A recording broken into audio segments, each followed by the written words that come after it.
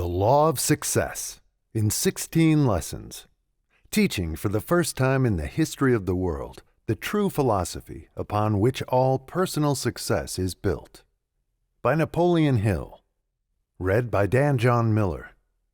Originally published in 1928. This recording is copyright 2025, Master Key Society. Throughout the book, Napoleon Hill includes full-page inspirational quotes. These will be read at the end of this presentation.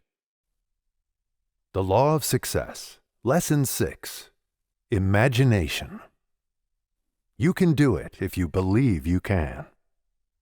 Imagination is the workshop of the human mind, wherein old ideas and established facts may be reassembled into new combinations and put to new uses.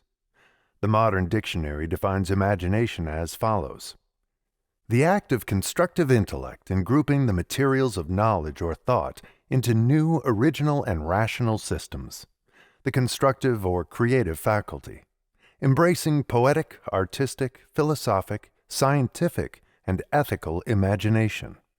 The picturing power of the mind, the formation of mental images, pictures, or mental representation of objects or ideas, particularly of objects of sense perception and of mathematical reasoning. Also the reproduction and combination, usually with more or less irrational or abnormal modification, of the images or ideas of memory or recalled facts of experience. Imagination has been called the creative power of the soul, but this is somewhat abstract and goes more deeply into the meaning than is necessary from the viewpoint of a student of this course who wishes to use the course only as a means of attaining material or monetary advantages in life. If you have mastered and thoroughly understood the preceding lessons of this reading course, you know that the materials out of which you built your definite chief aim were assembled and combined in your imagination. You also know that self-confidence and initiative and leadership must be created in your imagination before they can become a reality. For it is in the workshop of your imagination that you will put the principle of autosuggestion into operation in creating these necessary qualities. This lesson on imagination might be called the hub of this reading course, because every lesson of the course leads to this lesson and makes use of the principle upon which it is based, just as all the telephone wires lead to the exchange office for their source of power. You will never have a definite purpose in life. You will never have self-confidence. You will never have initiative and leadership unless you first create these qualities in your imagination and see yourself in possession of them. Just as the oak tree develops from the germ that lies in the acorn, and the bird develops from the germ that lies asleep in the egg, so will your material achievements grow out of the organized plans that you create in your imagination.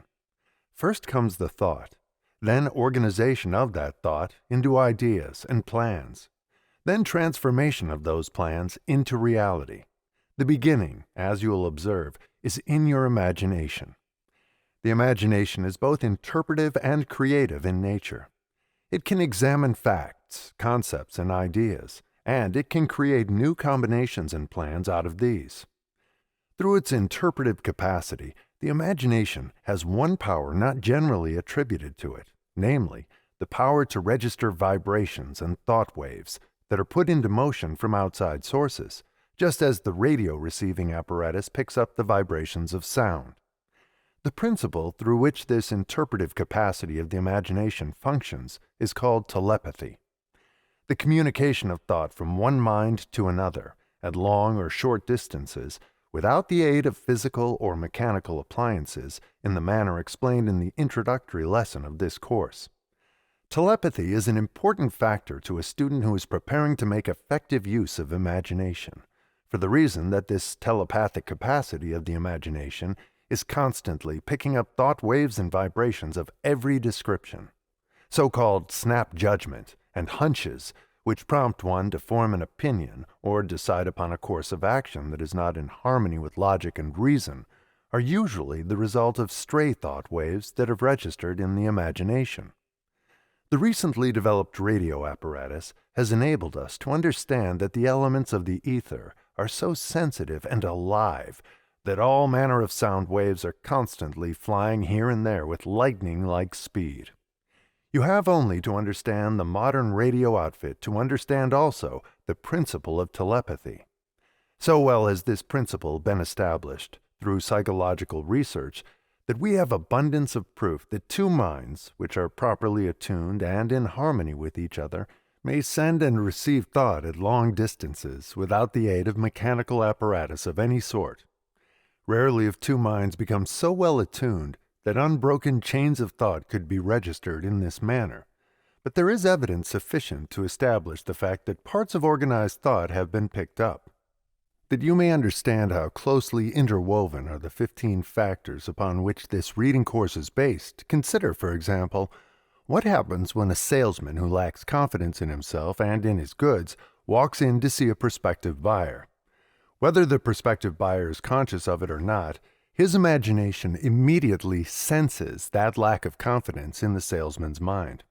The salesman's own thoughts are actually undermining his efforts.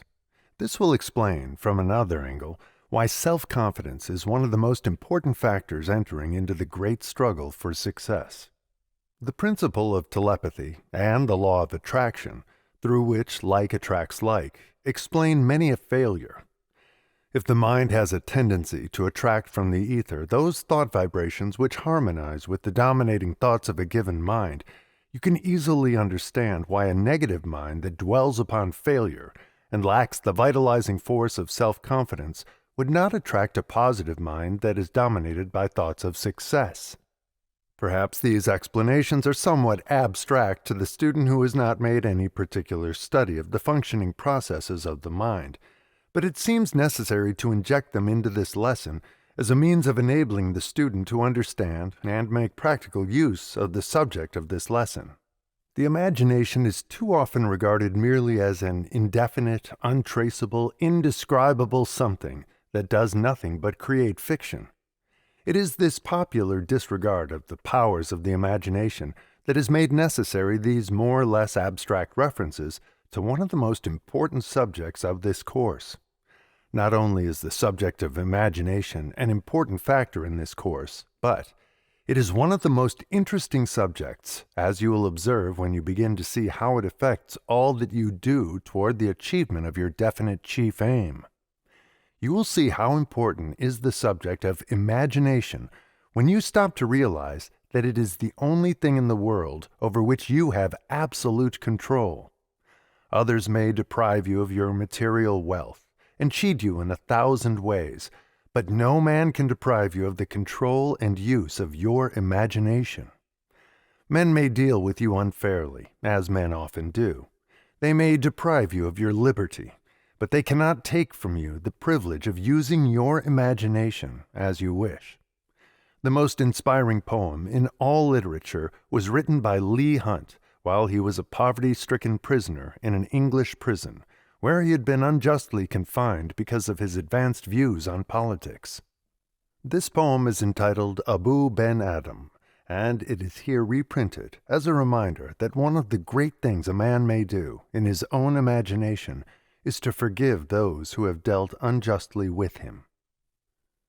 Abu Ben Adam, may his tribe increase, awoke one night from a deep dream of peace, and saw within the moonlight of his room, making it rich and like a lily in bloom, an angel writing in a book of gold, exceeding peace had made Ben Adam bold.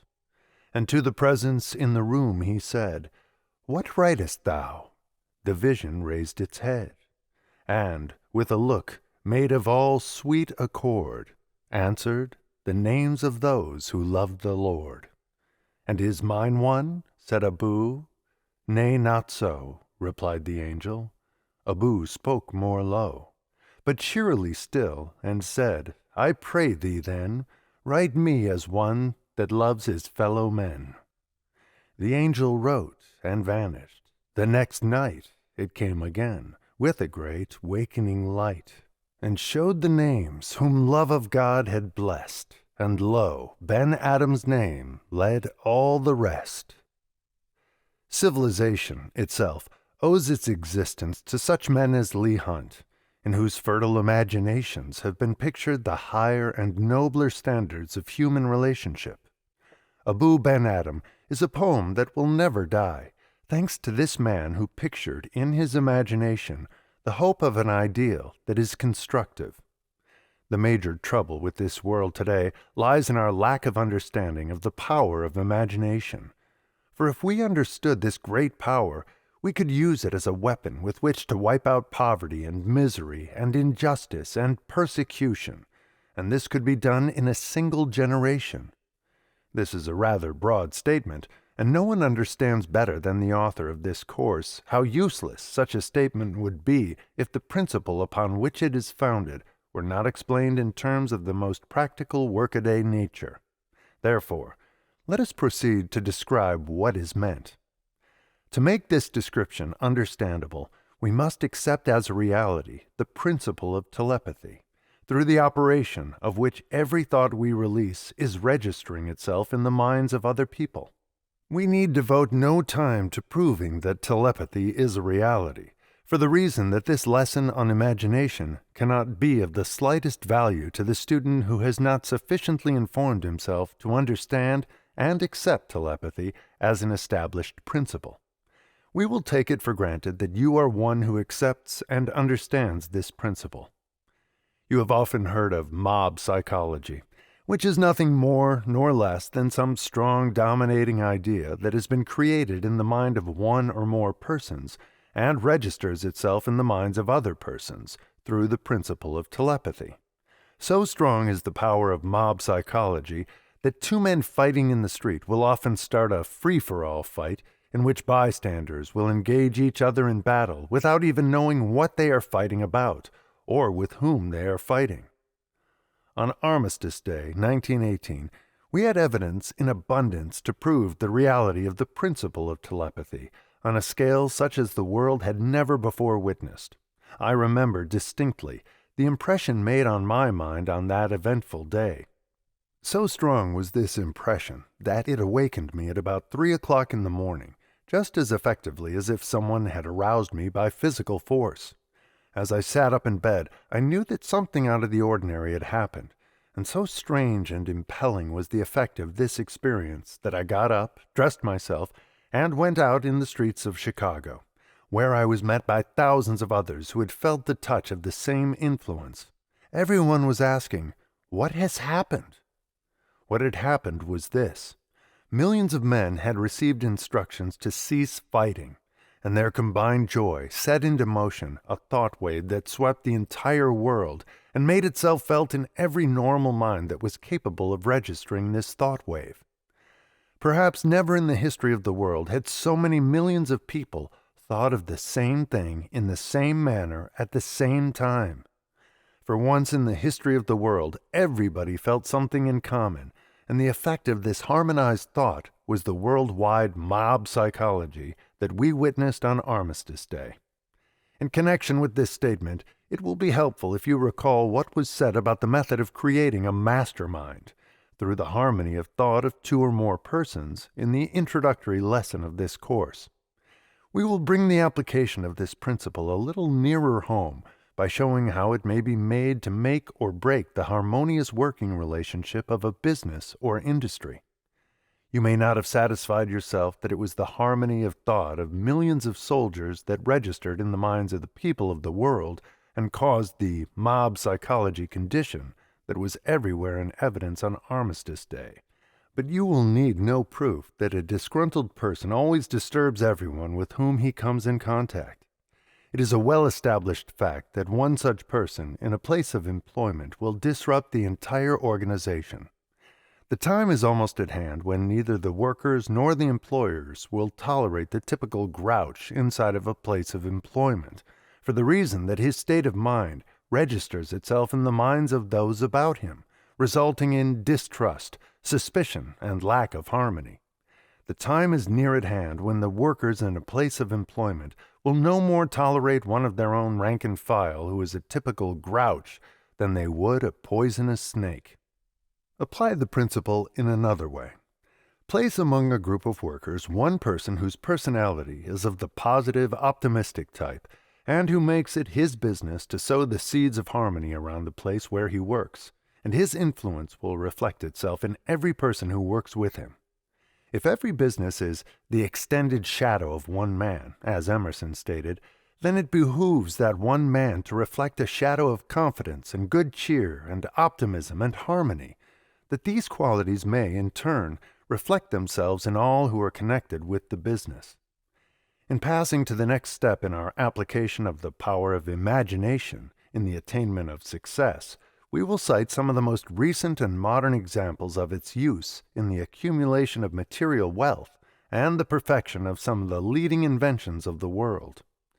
In approaching this next step, it should be borne in mind that there is nothing new under the sun. Life on this earth may be likened to a great kaleidoscope before which the scenes and facts and material substances are ever shifting and changing, and all any man can do is to take these facts and substances and rearrange them in new combinations. The process through which this is done is called imagination. We have stated that the imagination is both interpretive and creative in its nature. It can receive impressions or ideas, and out of these it can form new combinations.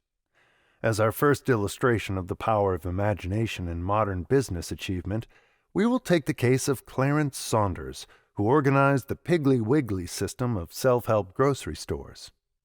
Saunders was a grocery clerk in a small southern retail store. One day he was standing in a line with a tin tray in his hands, waiting his turn to secure food in a cafeteria. He had never earned more than $20 a week before that time, and no one had ever noticed anything about him that indicated unusual ability. But something took place in his mind as he stood in that line of waiting people that put his imagination to work. With the aid of his imagination, he lifted that self-help idea out of the cafeteria in which he found it, not creating anything new, merely shifting an old idea into a new use, and set it down in a grocery store. In an instant, the Piggly Wiggly chain store grocery plan had been created, and Clarence Saunders, the $20-a-week grocery clerk, rapidly became the $1 million chain store grocery man of America. Where in that transaction do you see the slightest indication of a performance that you could not duplicate? Analyze this transaction and measure it by the previous lessons of this course, and you will see that Clarence Saunders created a very definite purpose. He supported this purpose with sufficient self-confidence to cause him to take the initiative to transform it into reality. His imagination was the workshop in which these three factors, definite purpose, self-confidence, and initiative, were brought together and made to supply the momentum for the first step in the organization of the Piggly Wiggly plan. Thus, our great ideas changed into realities. When Thomas Edison invented the incandescent electric light bulb, he merely brought together two old, well-known principles and associated them in a new combination. Mr. Edison, and practically all others who were informed on the subject of electricity, knew that a light could be produced by heating a small wire with electricity, but the difficult problem was to do this without burning the wire in two. In his experimental research, Mr. Edison tried out every conceivable sort of wire, hoping to find some substance that would withstand the tremendous heat to which it had to be subjected before a light could be produced. His invention was half completed, but it was of no practical value until he could find the missing link that would supply the other half. After thousands of tests and much combining of old ideas in his imagination, Edison finally found this missing link. In his study of physics, he had learned, as all other students of this subject learn, that there can be no combustion without the presence of oxygen. He of course knew that the difficulty with his electric light apparatus was the lack of a method through which to control the heat. When it occurred to him that there could be no combustion when there was no oxygen, he placed the little wire of his electric light apparatus inside of a glass globe, shut out all the oxygen, and lo, the mighty incandescent light was a reality. When the sun goes down tonight, you step to the wall, press a button, and bring it back again. A performance that would have mystified the people of a few generations ago. And yet there is no mystery back of your act. Thanks to the use of Edison's imagination, you have simply brought together two principles, both of which were in existence since the beginning of time. No one who knew him intimately ever accredited Andrew Carnegie with unusual ability or the power of genius, except in one respect, and that was his ability to select men who could and would cooperate in a spirit of harmony in carrying out his wishes. But what additional ability did he need in the accumulation of his millions of dollars? Any man who understands the principle of organized effort, as Carnegie understood it, and knows enough about men to be able to select just those types that are needed in the performance of a given task, could duplicate all that Carnegie accomplished. Carnegie was a man of imagination. He first created a definite purpose, and then surrounded himself with men who had the training and the vision and the capacity necessary for the transformation of that purpose into reality. Carnegie did not always create his own plans for the attainment of his definite purpose. He made it his business to know what he wanted, then found the men who could create plans through which to procure it. And that was not only imagination, it was genius of the highest order. But it should be made clear that men of Mr. Carnegie's type are not the only ones who can make profitable use of imagination. This great power is as available to the beginner in business as it is to the man who has arrived. One morning, Charles M. Schwab's private car was backed on the sidetrack at his Bethlehem steel plant. As he alighted from his car, he was met by a young man stenographer who announced that he had come to make sure that any letters or telegrams Mr. Schwab might wish to write would be taken care of promptly. No one told this young man to be on hand, but he had enough imagination to see that his being there would not hurt his chances of advancement.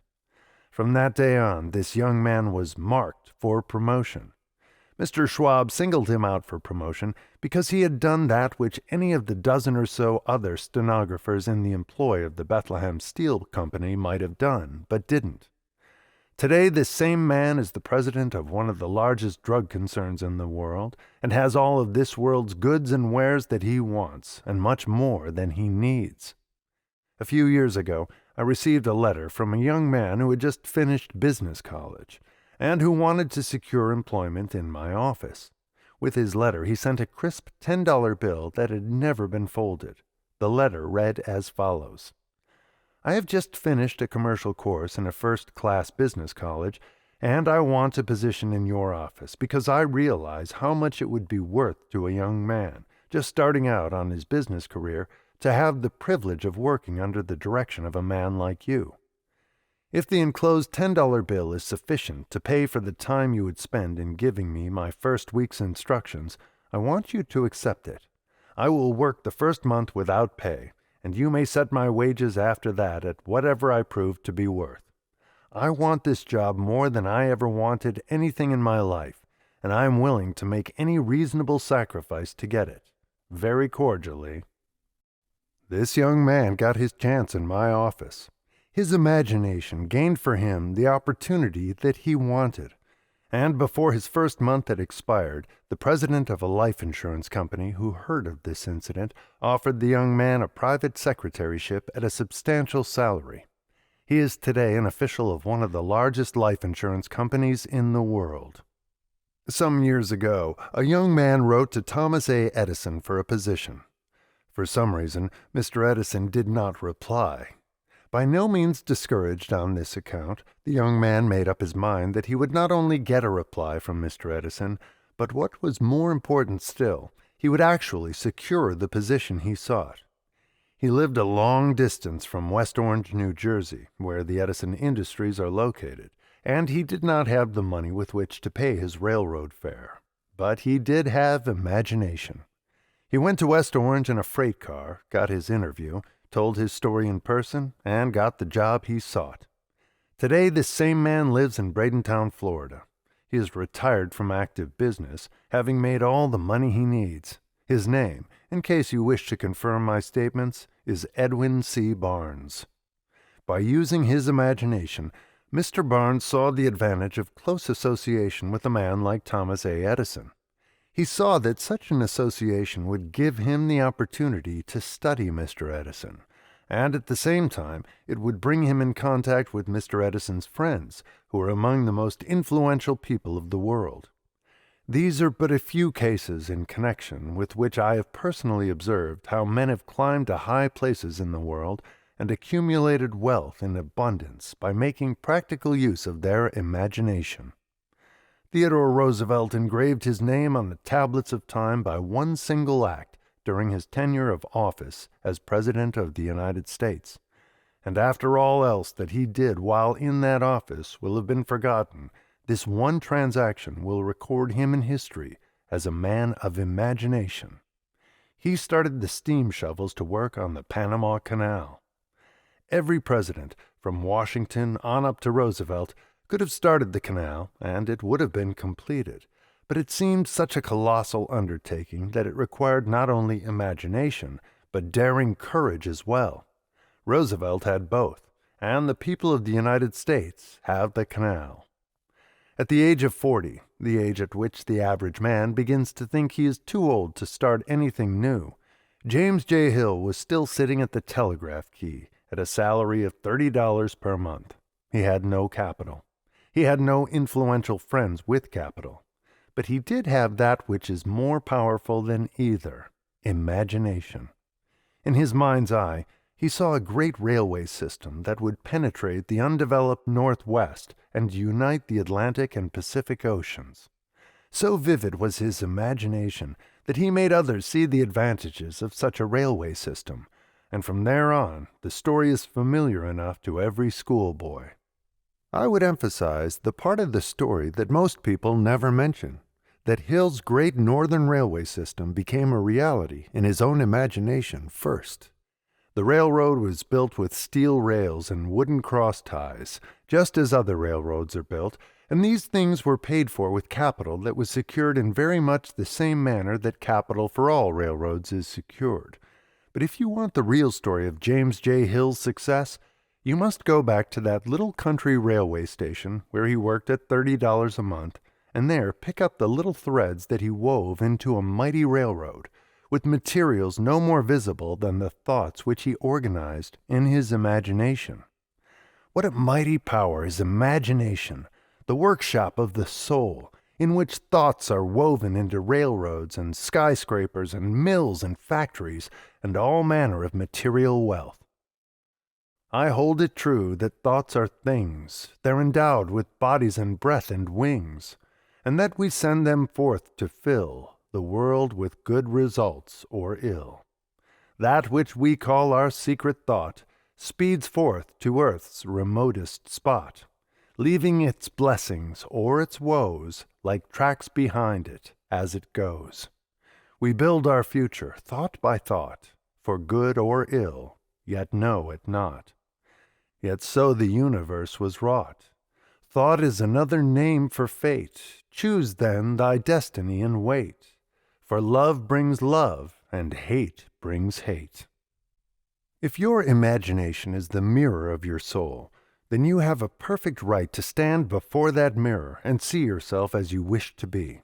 You have the right to see reflected in that magic mirror the mansion you intend to own, the factory you intend to manage, the bank of which you intend to be president, the station in life you intend to occupy.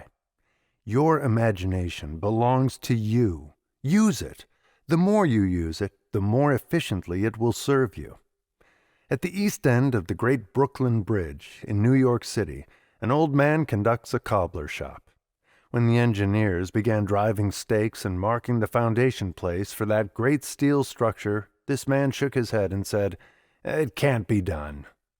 Now he looks out from his dingy little shoe repair shop, shakes his head and asks himself, how did they do it? He saw the bridge grow before his very eyes, and still he lacks the imagination to analyze that which he saw. The engineer who planned the bridge saw it a reality long before a single shovel of dirt had been removed for the foundation stones. The bridge became a reality in his imagination, because he had trained that imagination to weave new combinations out of old ideas. Through recent experiments in the Department of Electricity, one of our great educational institutions of America has discovered how to put flowers to sleep and wake them up again with electric sunlight. This discovery makes possible the growth of vegetables and flowers without the aid of sunshine. In a few more years, the city dweller will be raising a crop of vegetables on his back porch with the aid of a few boxes of dirt and a few electric lights, with some new vegetable maturing every month of the year. This new discovery, plus a little imagination, plus Luther Burbank's discoveries in the field of horticulture, and lo, the city dweller will not only grow vegetables all the year around, within the confines of his back porch, but he will grow bigger vegetables than any which the modern gardener grows in the open sunlight. In one of the cities on the coast of California, all of the land that was suitable for building lots had been developed and put into use. On one side of the city, there were some steep hills that could not be used for building purposes, and on the other side the land was unsuitable for buildings because it was so low that the backwater covered it once a day. A man of imagination came to this city. Men of imagination usually have keen minds, and this man was no exception. The first day of his arrival, he saw the possibilities for making money out of real estate. He secured an option on those hills that were unsuitable for use because of their steepness. He also secured an option on the ground that was unsuitable for use because of the backwater that covered it daily. He secured these options at a very low price because the ground was supposed to be without substantial value. With the use of a few tons of explosives, he turned those steep hills into loose dirt. With the aid of a few tractors and some road scrapers, he leveled the ground down and turned it into beautiful building lots. And with the aid of a few mules and carts, he dumped the surplus dirt on the low ground and raised it above the water level, thereby turning it into beautiful building lots. He made a substantial fortune. For what? For removing some dirt from where it was not needed to where it was needed. For mixing some useless dirt with imagination. The people of that little city gave this man credit for being a genius, and he was the same sort of genius that any one of them could have been had he used his imagination as this man used his. In the field of chemistry, it is possible to mix 2 or more chemical ingredients in such proportions that the mere act of mixing gives each of the ingredients a tremendous amount of energy that it did not possess. It is also possible to mix certain chemical ingredients in such proportions that all the ingredients of the combination take on an entirely different nature, as in the case of H2O, which is a mixture of 2 parts hydrogen and 1 part oxygen, creating water.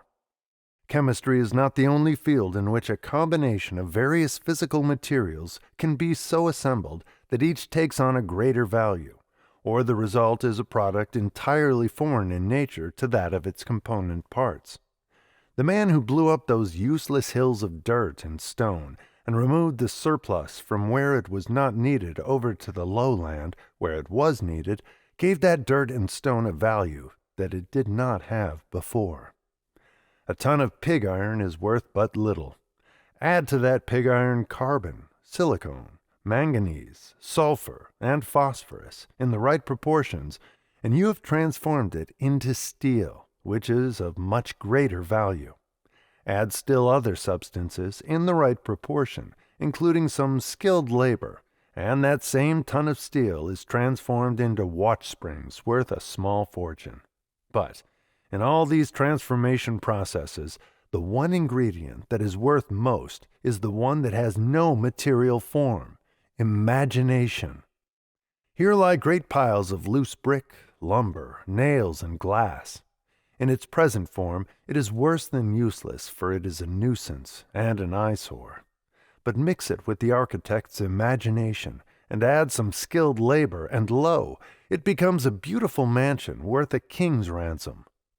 On one of the great highways between New York and Philadelphia stood an old, ramshackle, time-worn barn worth less than $50. With the aid of a little lumber and some cement, plus imagination, this old barn has been turned into a beautiful automobile supply station that earns a small fortune for the man who supplied the imagination. Across the street from my office is a little print shop that earns coffee and rolls for its owner and his helper, but no more. Less than a dozen blocks away stands one of the most modern printing plants in the world, whose owner spends most of his time traveling and has far more wealth than he will ever use. 22 years ago, those two printers were in business together. The one who owns the big print shop had the good judgment to ally himself with a man who mixed imagination with printing. This man of imagination is a writer of advertisements, and he keeps the printing plant with which he is associated supplied with more business than it can handle by analyzing its client's business, creating attractive advertising features, and supplying the necessary printed material with which to make these features of service. This plant receives top-notch prices for its printing because the imagination mixed with that printing produces a product that most printers cannot supply. In the city of Chicago, the level of a certain boulevard was raised, which spoiled a row of beautiful residences because the sidewalk was raised to the level of the second-story windows.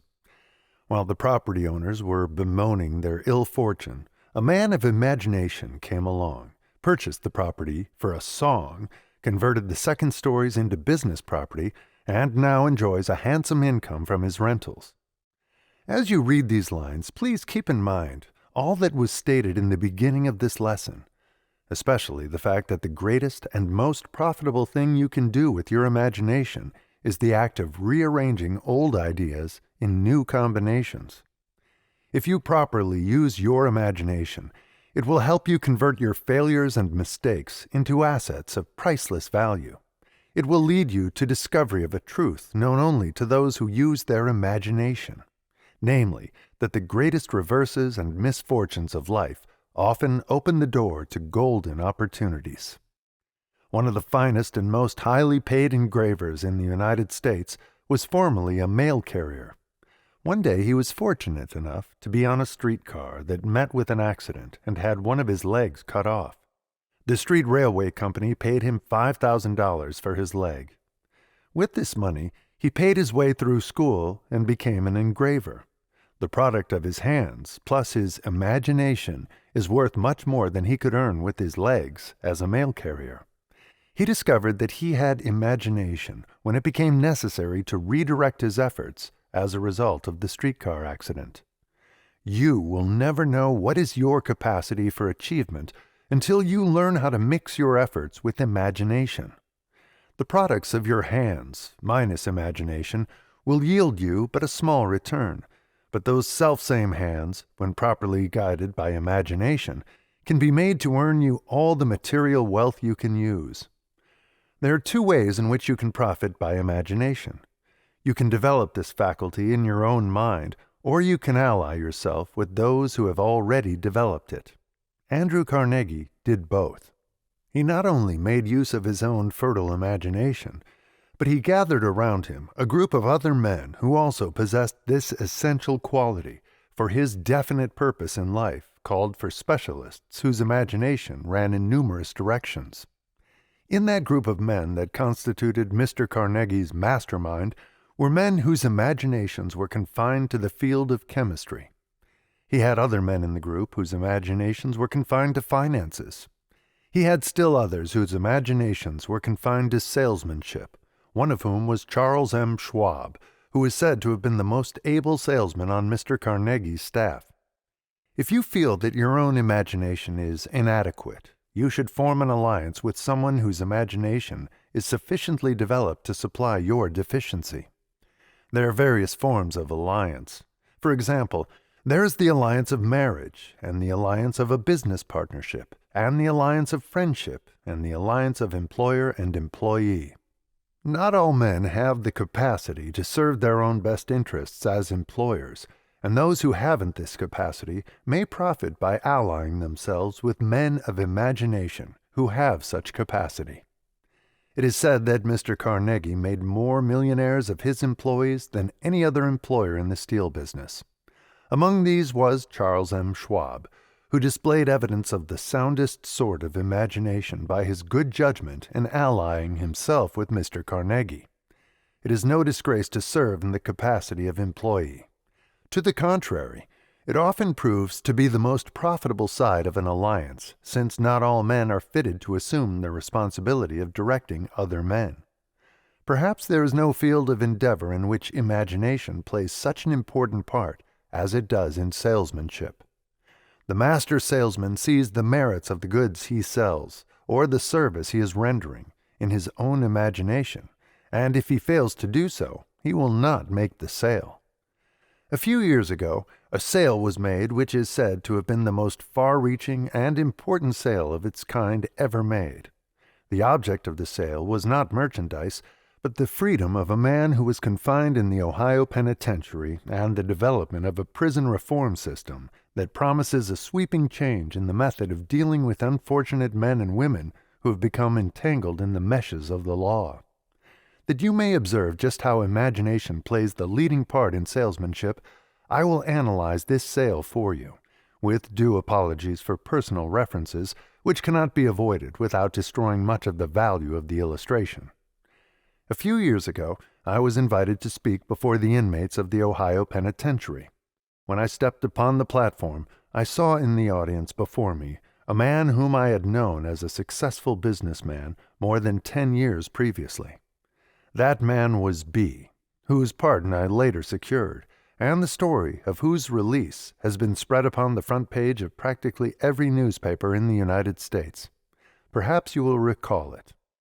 After I had completed my address, I interviewed Mr. B, and found out that he had been sentenced for forgery for a period of 20 years.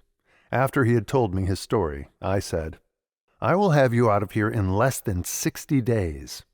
With a forced smile, he replied, "I admire your spirit, but question your judgment. Why, do you know that at least 20 influential men have tried every means at their command to get me released, without success? It can't be done." I suppose it was that last remark, "it can't be done," that challenged me to show him that it could be done. I returned to New York City and requested my wife to pack her trunks and get ready for an indefinite stay in the city of Columbus, where the Ohio Penitentiary is located. I had a definite purpose in mind. That purpose was to get B out of the Ohio Penitentiary. Not only did I have in mind securing his release, but I intended to do it in such a way that his release would erase from his breast the scarlet letter of convict, and at the same time reflect credit upon all who helped to bring about his release. Not once did I doubt that I would bring about his release, for no salesman can make a sale if he doubts that he can do it. My wife and I returned to Columbus and took up permanent headquarters. The next day I called on the governor of Ohio and stated the object of my visit in about these words: "Governor, I have come to ask you to release B from the Ohio Penitentiary. I have sound reason for asking his release, and I hope you will give him his freedom at once, but I have come prepared to stay until he is released, no matter how long that may be. During his imprisonment, B has inaugurated a system of correspondence instruction in the Ohio Penitentiary, as you of course know. He has influenced 1,729 of the 2,518 prisoners of the Ohio Penitentiary to take up courses of instruction. He has managed to beg sufficient textbooks and lesson materials with which to keep these men at work on their lessons, and has done this without a penny of expense to the state of Ohio. The warden and the chaplain of the penitentiary tell me that he has carefully observed the prison rules. Surely a man who can influence 1,729 men to turn their efforts toward self-betterment cannot be a very bad sort of fellow. I have come to ask you to release B because I wish to place him at the head of a prison school that will give the 160,000 inmates of the other penitentiaries of the United States a chance to profit by his influence. I am prepared to assume full responsibility for his conduct after his release. That is my case, but before you give me your answer, I want you to know that I am not unmindful of the fact that your enemies will probably criticize you if you release him. In fact, if you release him, it may cost you many votes if you run for office again." With his fist clenched and his broad jaw set firmly, Governor Vic Donahue of Ohio said, "If that is what you want with B, I will release him if it costs me 5,000 votes. However, before I sign the pardon, I want you to see the Clemency Board and secure its favorable recommendation. I want you also to secure the favorable recommendation of the warden and the chaplain of the Ohio Penitentiary. You know a governor is amenable to the court of public opinion, and these gentlemen are the representatives of that court." The sale had been made, and the whole transaction had required less than 5 minutes. The next day I returned to the governor's office, accompanied by the chaplain of the Ohio Penitentiary, and notified the governor that the Clemency Board, the warden, and the chaplain all joined in recommending the release. 3 days later the pardon was signed, and B walked through the big iron gates a free man. I have cited the details to show you that there was nothing difficult about the transaction. The groundwork for the release had all been prepared before I came upon the scene. B had done that by his good conduct and the service he had rendered those 1,729 prisoners. When he created the world's first prison correspondence school system, he created the key that unlocked the prison doors for himself. Why, then, had the others who asked for his release failed to secure it? They failed because they used no imagination. Perhaps they asked the governor for B's release on the ground that his parents were prominent people, or on the ground that he was a college graduate and not a bad sort of fellow. They failed to supply the governor of Ohio with a sufficient motive to justify him in granting a pardon, for had this not been so, he would undoubtedly have released B long before I came upon the scene and asked for his release. Before I went to see the governor, I went over all the facts, and in my own imagination I saw myself in the governor's place and made up my mind what sort of a presentation would appeal most strongly to me if I were in reality in his place. When I asked for B's release, I did so in the name of the 160,000 unfortunate men and women inmates of the prisons of the United States who would enjoy the benefits of the correspondence school system that he had created.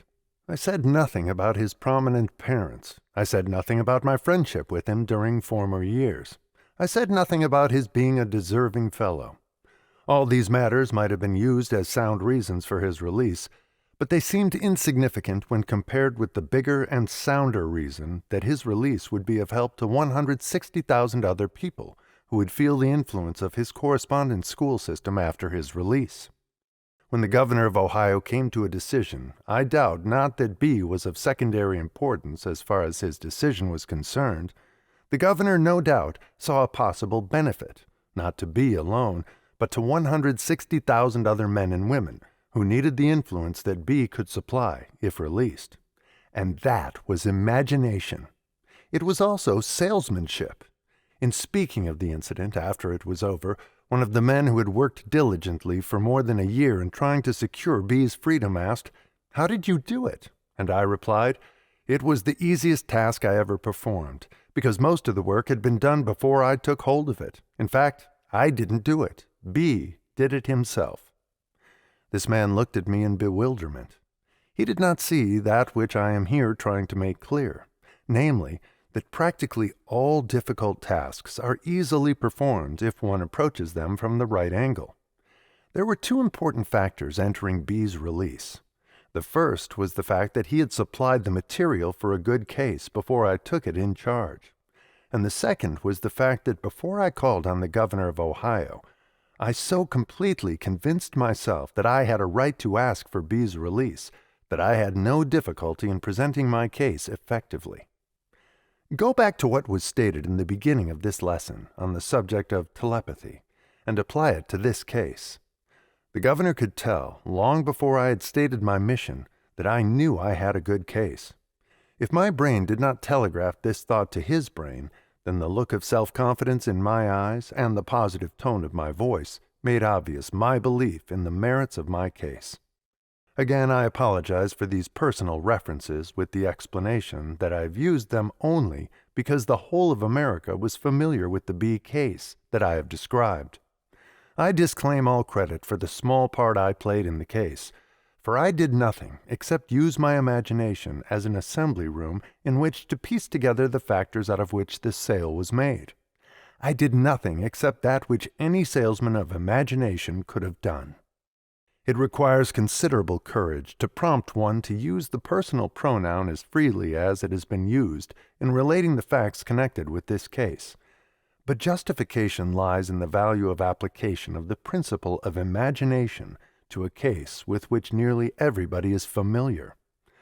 I cannot recall an incident in my entire life in connection with which the soundness of the 15 factors that entering into this reading course was more clearly manifested than it was in securing the release of B.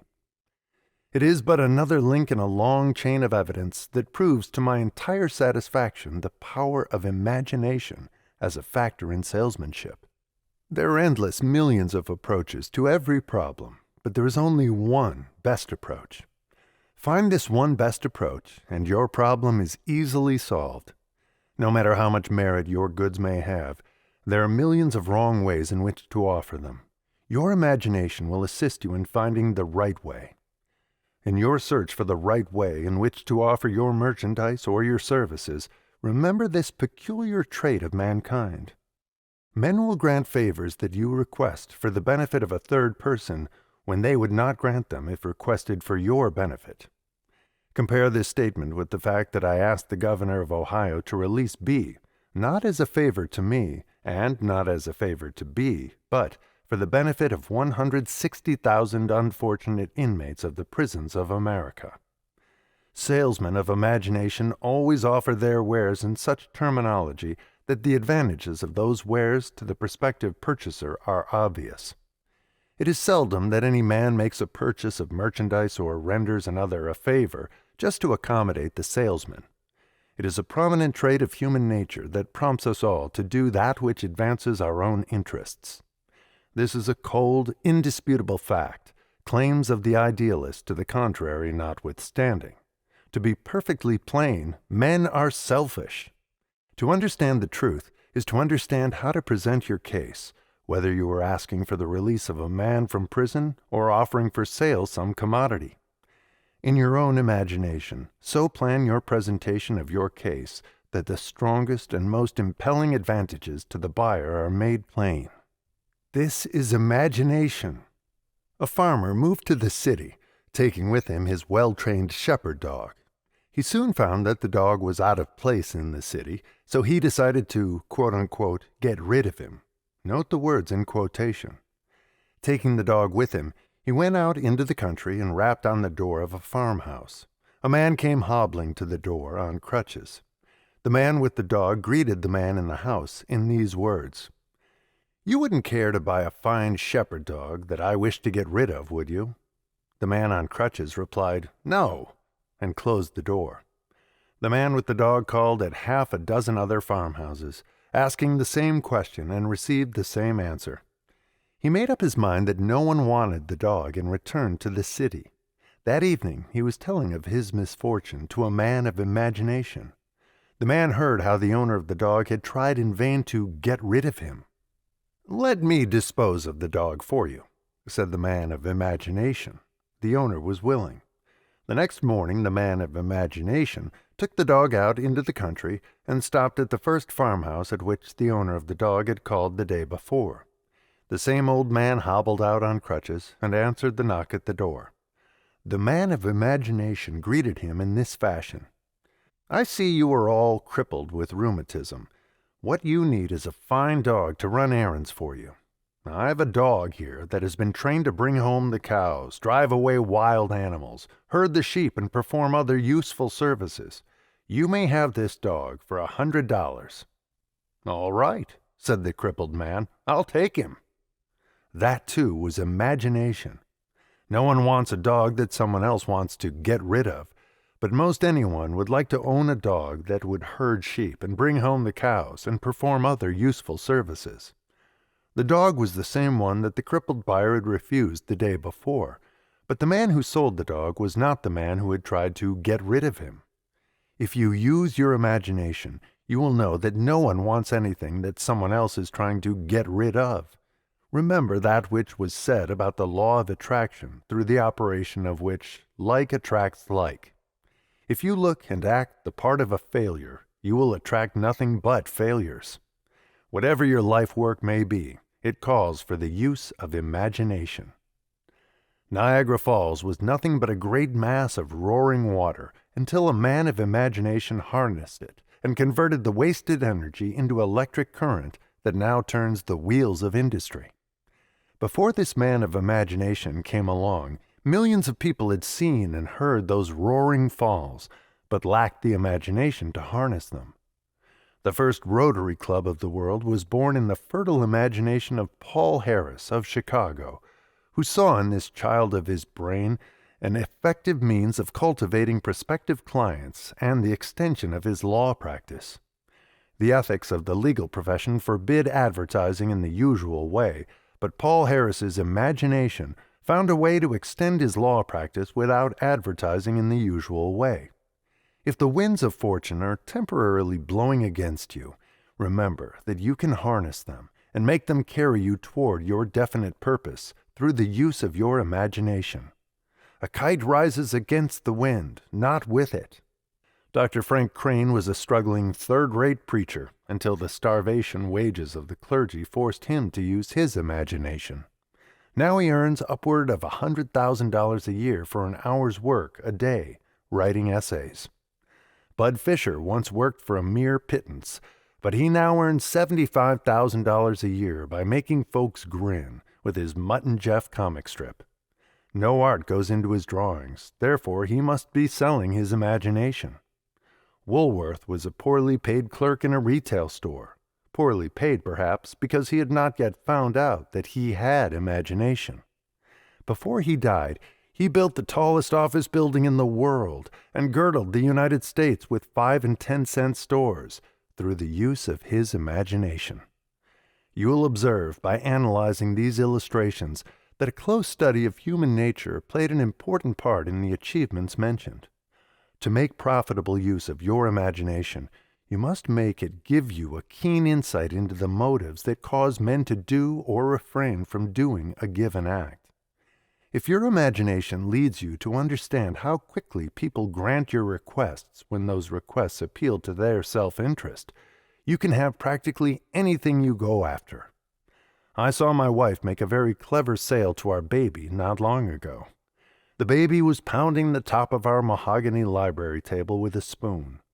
When my wife reached for the spoon, the baby refused to give it up, but being a woman of imagination, she offered the baby a nice stick of red candy.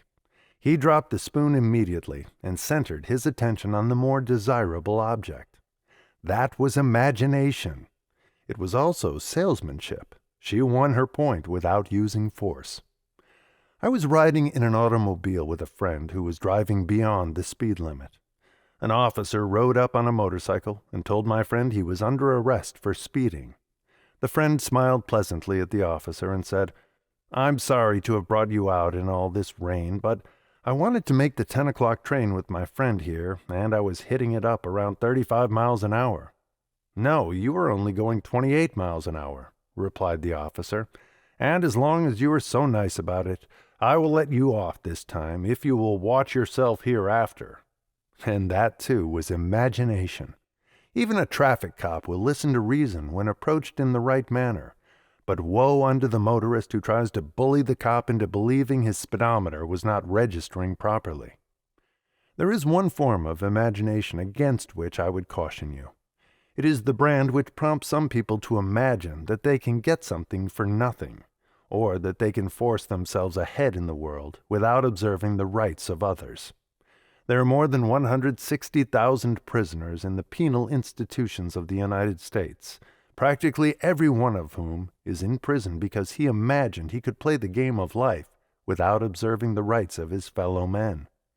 There is a man in the Ohio Penitentiary who has served more than 35 years of time for forgery, and the largest amount he ever got from his misapplication of imagination was $12. There are a few people who direct their imaginations in the vain attempt to work out a way to show what happens when an immovable body comes in contact with an irresistible force, but these types belong in the psychopathic hospitals. There is also another form of misapplied imagination, namely that of the young boy or girl who knows more about life than his or her dad. But this form is subject to modification with time. My own boys have taught me many things that my dad tried in vain to teach me when I was their age. Time and imagination, which is often but the product of time, teach us many things, but nothing of more importance than this, that all men are much alike in many ways. If you would like to know what your customer is thinking, Mr. Salesman, study yourself and find out what you would be thinking if you were in your customer's place. Study yourself. Find out what are the motives which actuate you in the performance of certain deeds and cause you to refrain from performing other deeds, and you will have gone far toward perfecting yourself in the accurate use of imagination. The detective's biggest asset is imagination.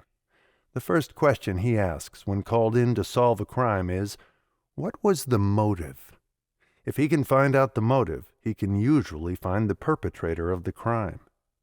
A man who had lost a horse posted a reward of $5 for its return. Several days later, a boy who was supposed to have been weak-minded came leading the horse home and claimed the reward. The owner was curious to know how the boy found the horse. "How did you ever think where to look for the horse?" he asked, and the boy replied, "Well, I just thought where I would have gone if I'd been a horse and went there," and he had. Not so bad for a weak-minded fellow. Some who are not accused of being weak-minded go all the way through life without displaying as much evidence of imagination as did this boy.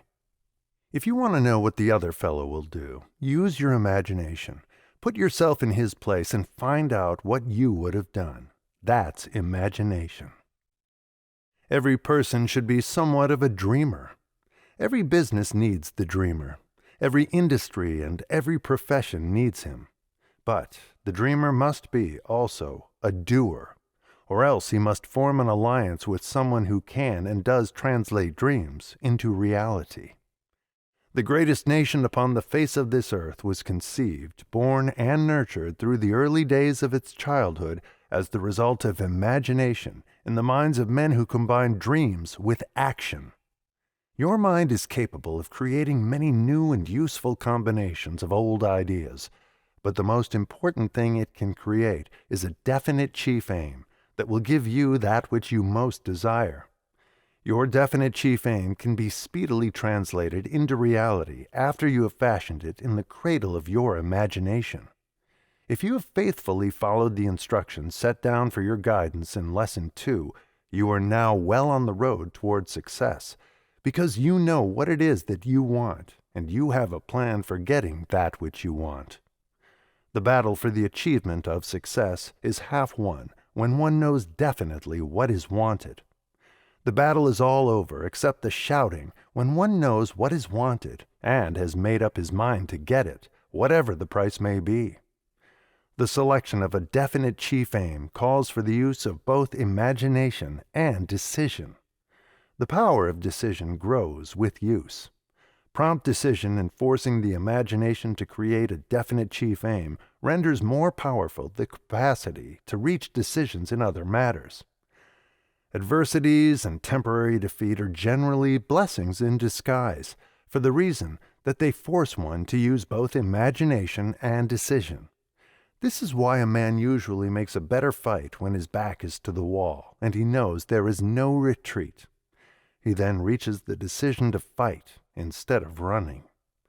The imagination is never quite so active as it is when one faces some emergency calling for quick and definite decision and action. In these moments of emergency, men have reached decisions, built plans, used their imagination in such a manner that they become known as geniuses. Many a genius has been born out of the necessity for unusual stimulation of the imagination, as the result of some trying experience which forced quick thought and prompt decision.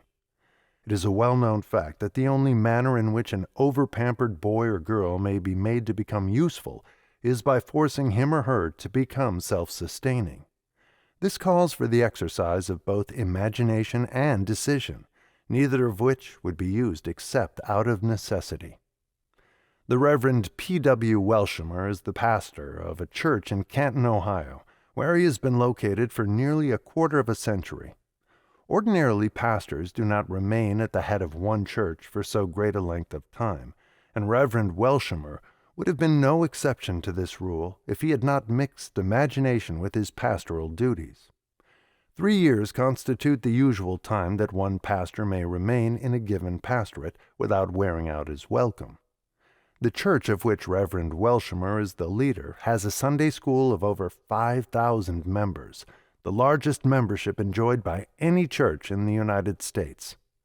No pastor could have remained at the head of one church for a quarter of a century with the full consent of his followers and have built up a Sunday school of this size without employing the laws of initiative and leadership, a definite chief aim, self-confidence, and imagination. The author of this course made it his business to study the methods employed by Reverend Welshamer, and they are here described for the benefit of the students of this philosophy. It is a well-known fact that church factions, jealousy, etc., often lead to disagreements which make a change in leaders essential. Reverend Welshamer has steered around this common obstacle by a unique application of the law of imagination.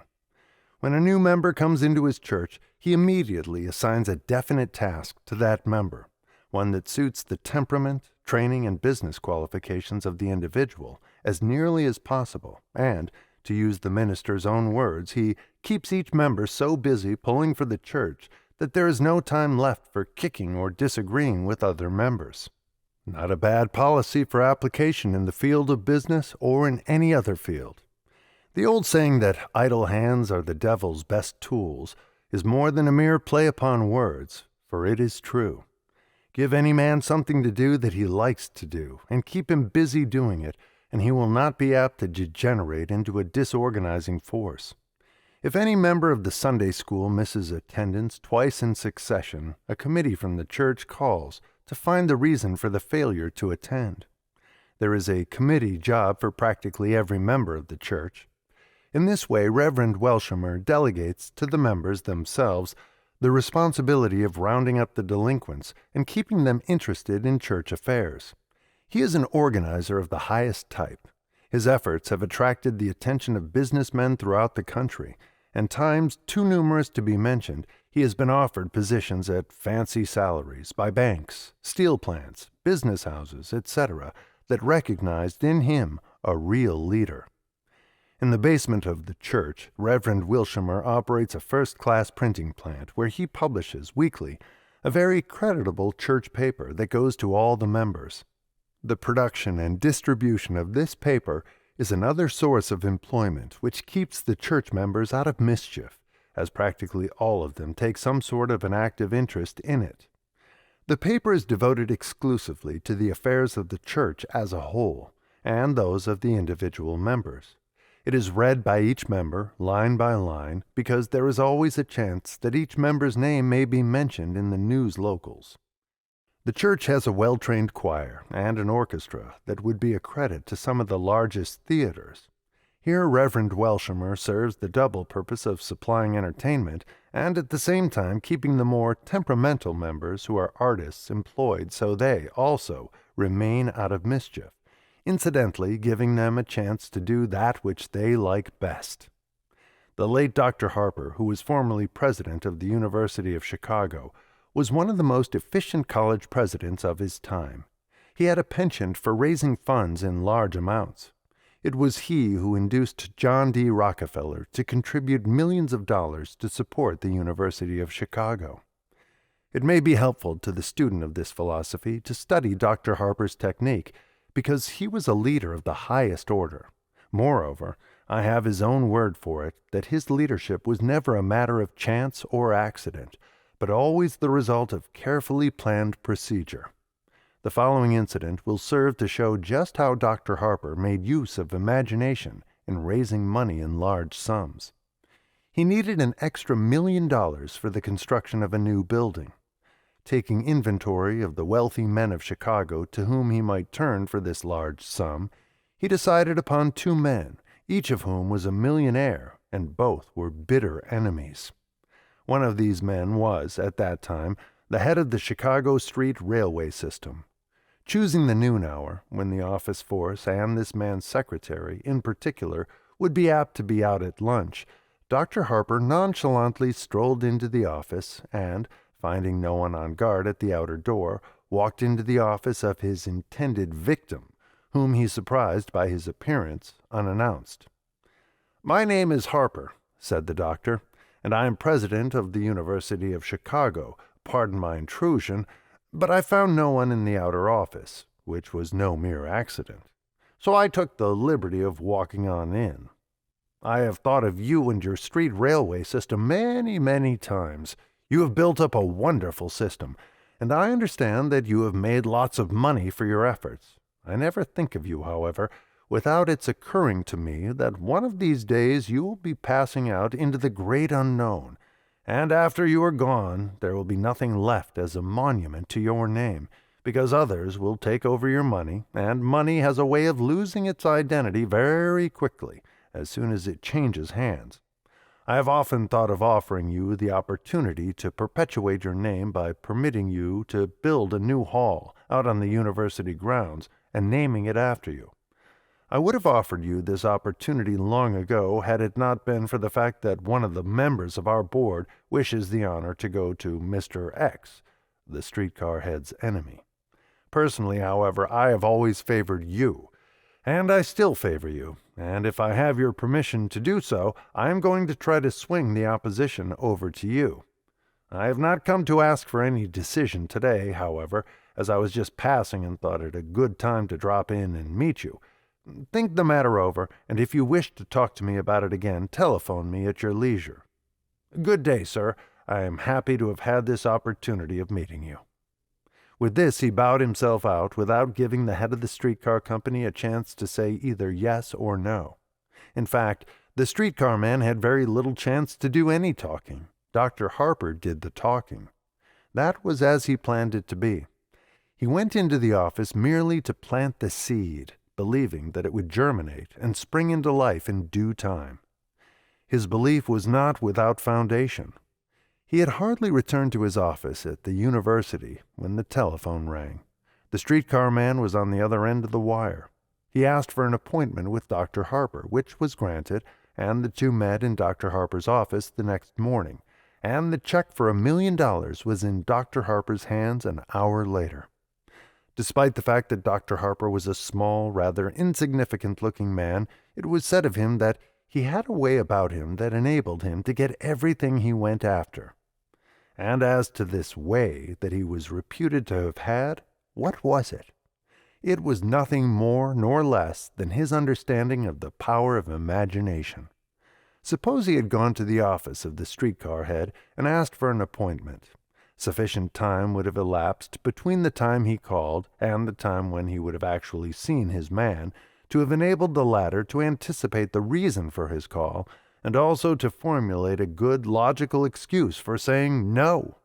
Suppose again he had opened his interview with the streetcar man something like this: "The university is badly in need of funds, and I have come to you to ask your help. You have made lots of money, and you owe something to the community in which you have made it," which perhaps was true. "If you will give us $1 million, we will place your name on a new hall that we wish to build." What might have been the result? In the first place, there would have been no motive suggested that was sufficiently appealing to sway the mind of the streetcar man. While it may have been true that he owed something to the community from which he had made a fortune, he probably would not have admitted that fact. In the second place, he would have enjoyed the position of being on the offensive instead of the defensive side of the proposal. But Dr. Harper, shrewd in the use of imagination as he was, provided for just such contingencies by the way he stated his case. First, he placed the streetcar man on the defensive by informing him that it was not certain that he, Dr. Harper, could get the permission of his board to accept the money and name the hall after the streetcar man. In the second place, he intensified the desire of the streetcar man to have his name on that building because of the thought that his enemy and competitor might get the honor if it got away from him. Moreover, and this was no accident either, Dr. Harper had made a powerful appeal to one of the most common of all human weaknesses by showing this streetcar man how to perpetuate his own name. all of which required a practical application of the law of imagination. Dr. Harper was a master salesman. When he asked men for money, he always paved the way for success by planting in the mind of the man of whom he asked it a good sound reason why the money should be given, a reason which emphasized some advantage accruing to the man as the result of the gift. Often this would take on the form of a business advantage. Again, it would take on the nature of an appeal to that part of man's nature which prompts him to wish to perpetuate his name so it will live after him. But, always, the request for money was carried out according to a plan that had been carefully thought out, embellished, and smoothed down with the use of imagination. While the law of success philosophy was in the embryonic stage, long before it had been organized into a systematic course of instruction and reduced to textbooks, the author was lecturing on this philosophy in a small town in Illinois. One of the members of the audience was a young life insurance salesman who had but recently taken up that line of work. After hearing what was said on the subject of imagination, he began to apply what he had heard to his own problem of selling life insurance. Something was said during the lecture about the value of allied effort, through which men may enjoy greater success by cooperative effort, through a working arrangement under which each boosts the interests of the other. Taking this suggestion as his cue, the young man in question immediately formulated a plan whereby he gained the cooperation of a group of businessmen who were in no way connected with the insurance business. Going to the leading grocer in his town, he made arrangements with that grocer to give a $1,000 insurance policy to every customer purchasing no less than $50 worth of groceries each month. He then made it a part of his business to inform people of this arrangement and brought in many new customers. The grocery man had a large, neatly lettered card placed in his store, informing his customers of this offer of free insurance, thus helping himself by offering all his customers an inducement to do all their trading in the grocery line with him. This young life insurance man then went to the leading gasoline filling station owner in the town and made arrangements with him to insure all customers who purchased all their gasoline, oil, and other motor supplies from him. Next, he went to the leading restaurant in the town and made a similar arrangement with the owner. Incidentally, this alliance proved to be quite profitable to the restaurant man, who promptly began an advertising campaign in which he stated that his food was so pure, wholesome, and good that all who ate at his place regularly would be apt to live much longer. Therefore, he would insure the life of each regular customer for $1,000.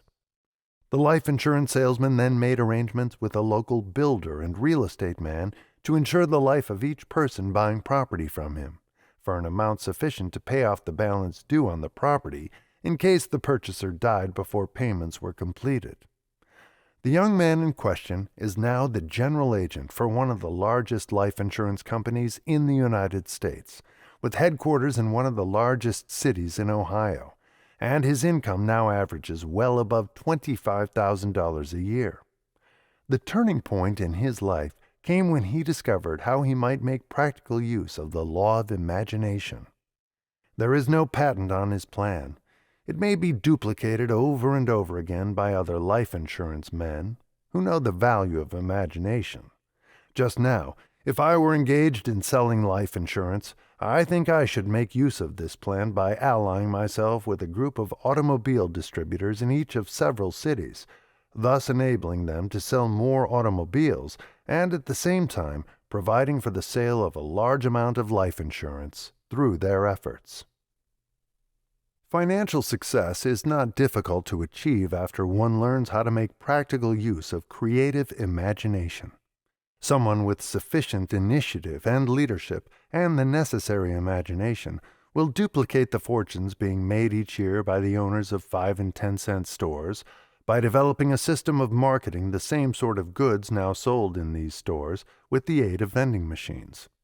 This will save a fortune in clerk hire, insure against theft, and cut down the overhead of store operation in many other ways. Such a system can be conducted just as successfully as food can be dispensed with the aid of automatic vending machines. The seed of the idea has been here sown. It is yours for the taking. Someone with an inventive turn of the mind is going to make a fortune and at the same time save thousands of lives each year by perfecting an automatic railroad crossing control that will reduce the number of automobile accidents on crossings. The system, when perfected, will work somewhat after this fashion. 100 yards or so before reaching the railroad crossing, the automobile will cross a platform, somewhat on the order of a large-scale platform used for weighing heavy objects, and the weight of the automobile will lower a gate and ring a gong. This will force the automobile to slow down. After the lapse of 1 minute, the gate will again rise, and the car may continue on its way.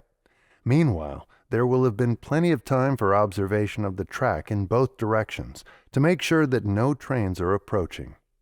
Imagination, plus some mechanical skill, will give the motorist this much-needed safeguard and make the man who perfects the system all the money he needs and much more besides. Some inventor who understands the value of imagination and has a working knowledge of the radio principle may make a fortune by perfecting a burglar alarm system that will signal police headquarters and at the same time switch on lights and ring a gong in the place about to be burglarized, with the aid of apparatus similar to that now used for broadcasting. Any farmer with enough imagination to create a plan, plus the use of a list of all automobile licenses issued in his state, may easily work up a clientele of motorists who will come to his farm and purchase all the vegetables he can produce and all the chickens he can raise, thus saving him the expense of hauling his products to the city. By contracting with each motorist for the season, the farmer may accurately estimate the amount of produce he should provide. The advantage to the motorist, accruing under the arrangement, is that he will be sure of direct from the farm produce at less cost than he could purchase it from local dealers.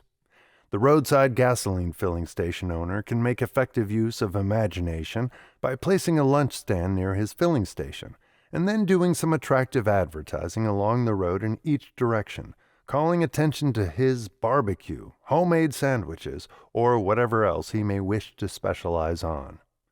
The lunch stand will cause the motorists to stop, and many of them will purchase gasoline before starting on their way again.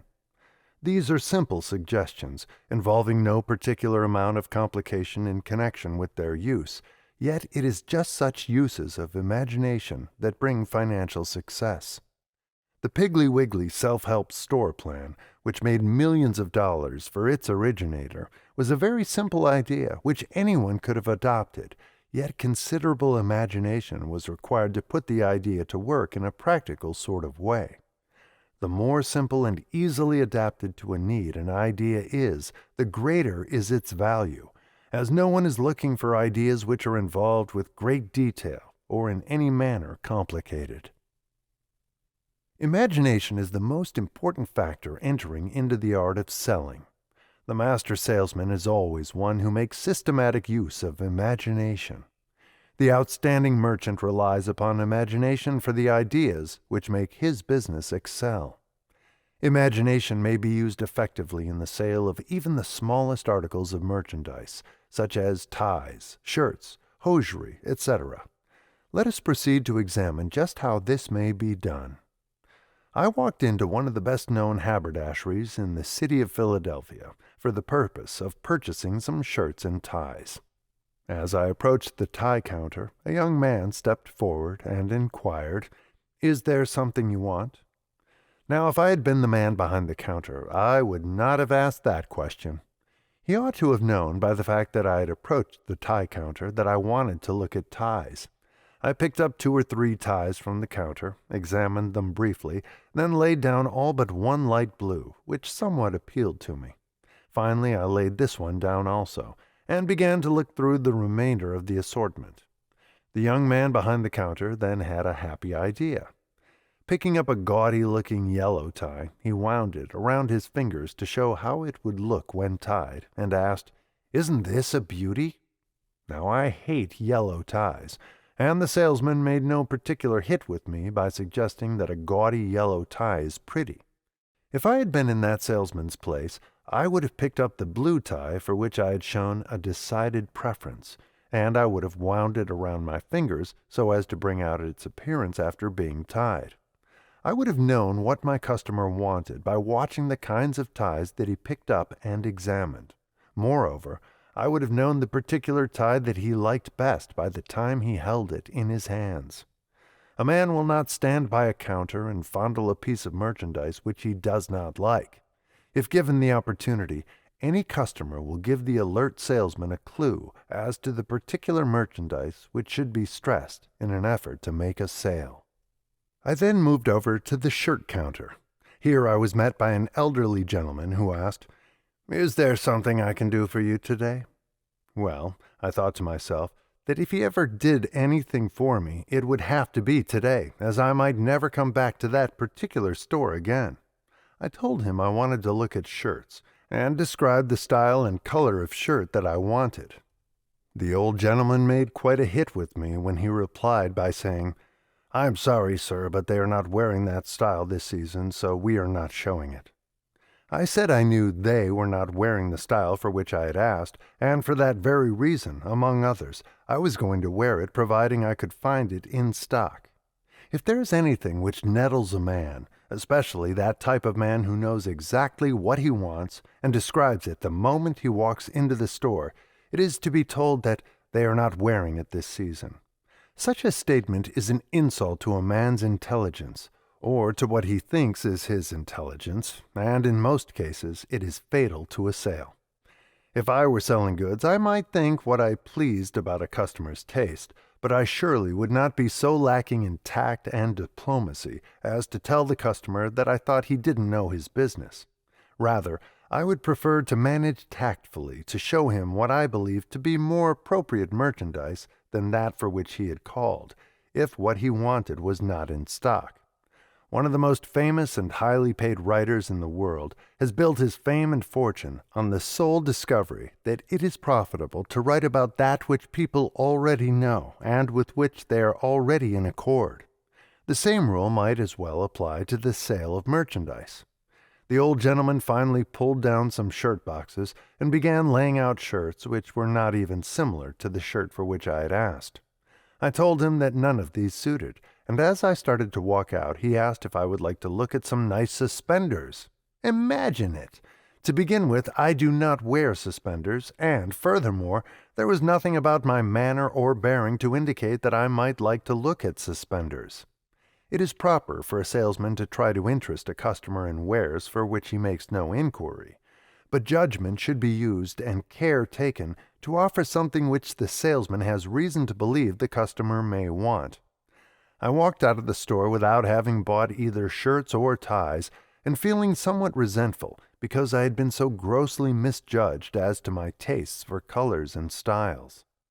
A little further down the street, I went into a small one-man shop which had shirts and ties on display in the window. Here, I was handled differently. The man behind the counter asked no unnecessary or stereotyped questions. He took one glance at me as I entered the door, sized me up quite accurately, and greeted me with a very pleasant, "Good morning, sir." He then inquired, "Which shall I show you first, shirts or ties?" I said I would look at the shirts first.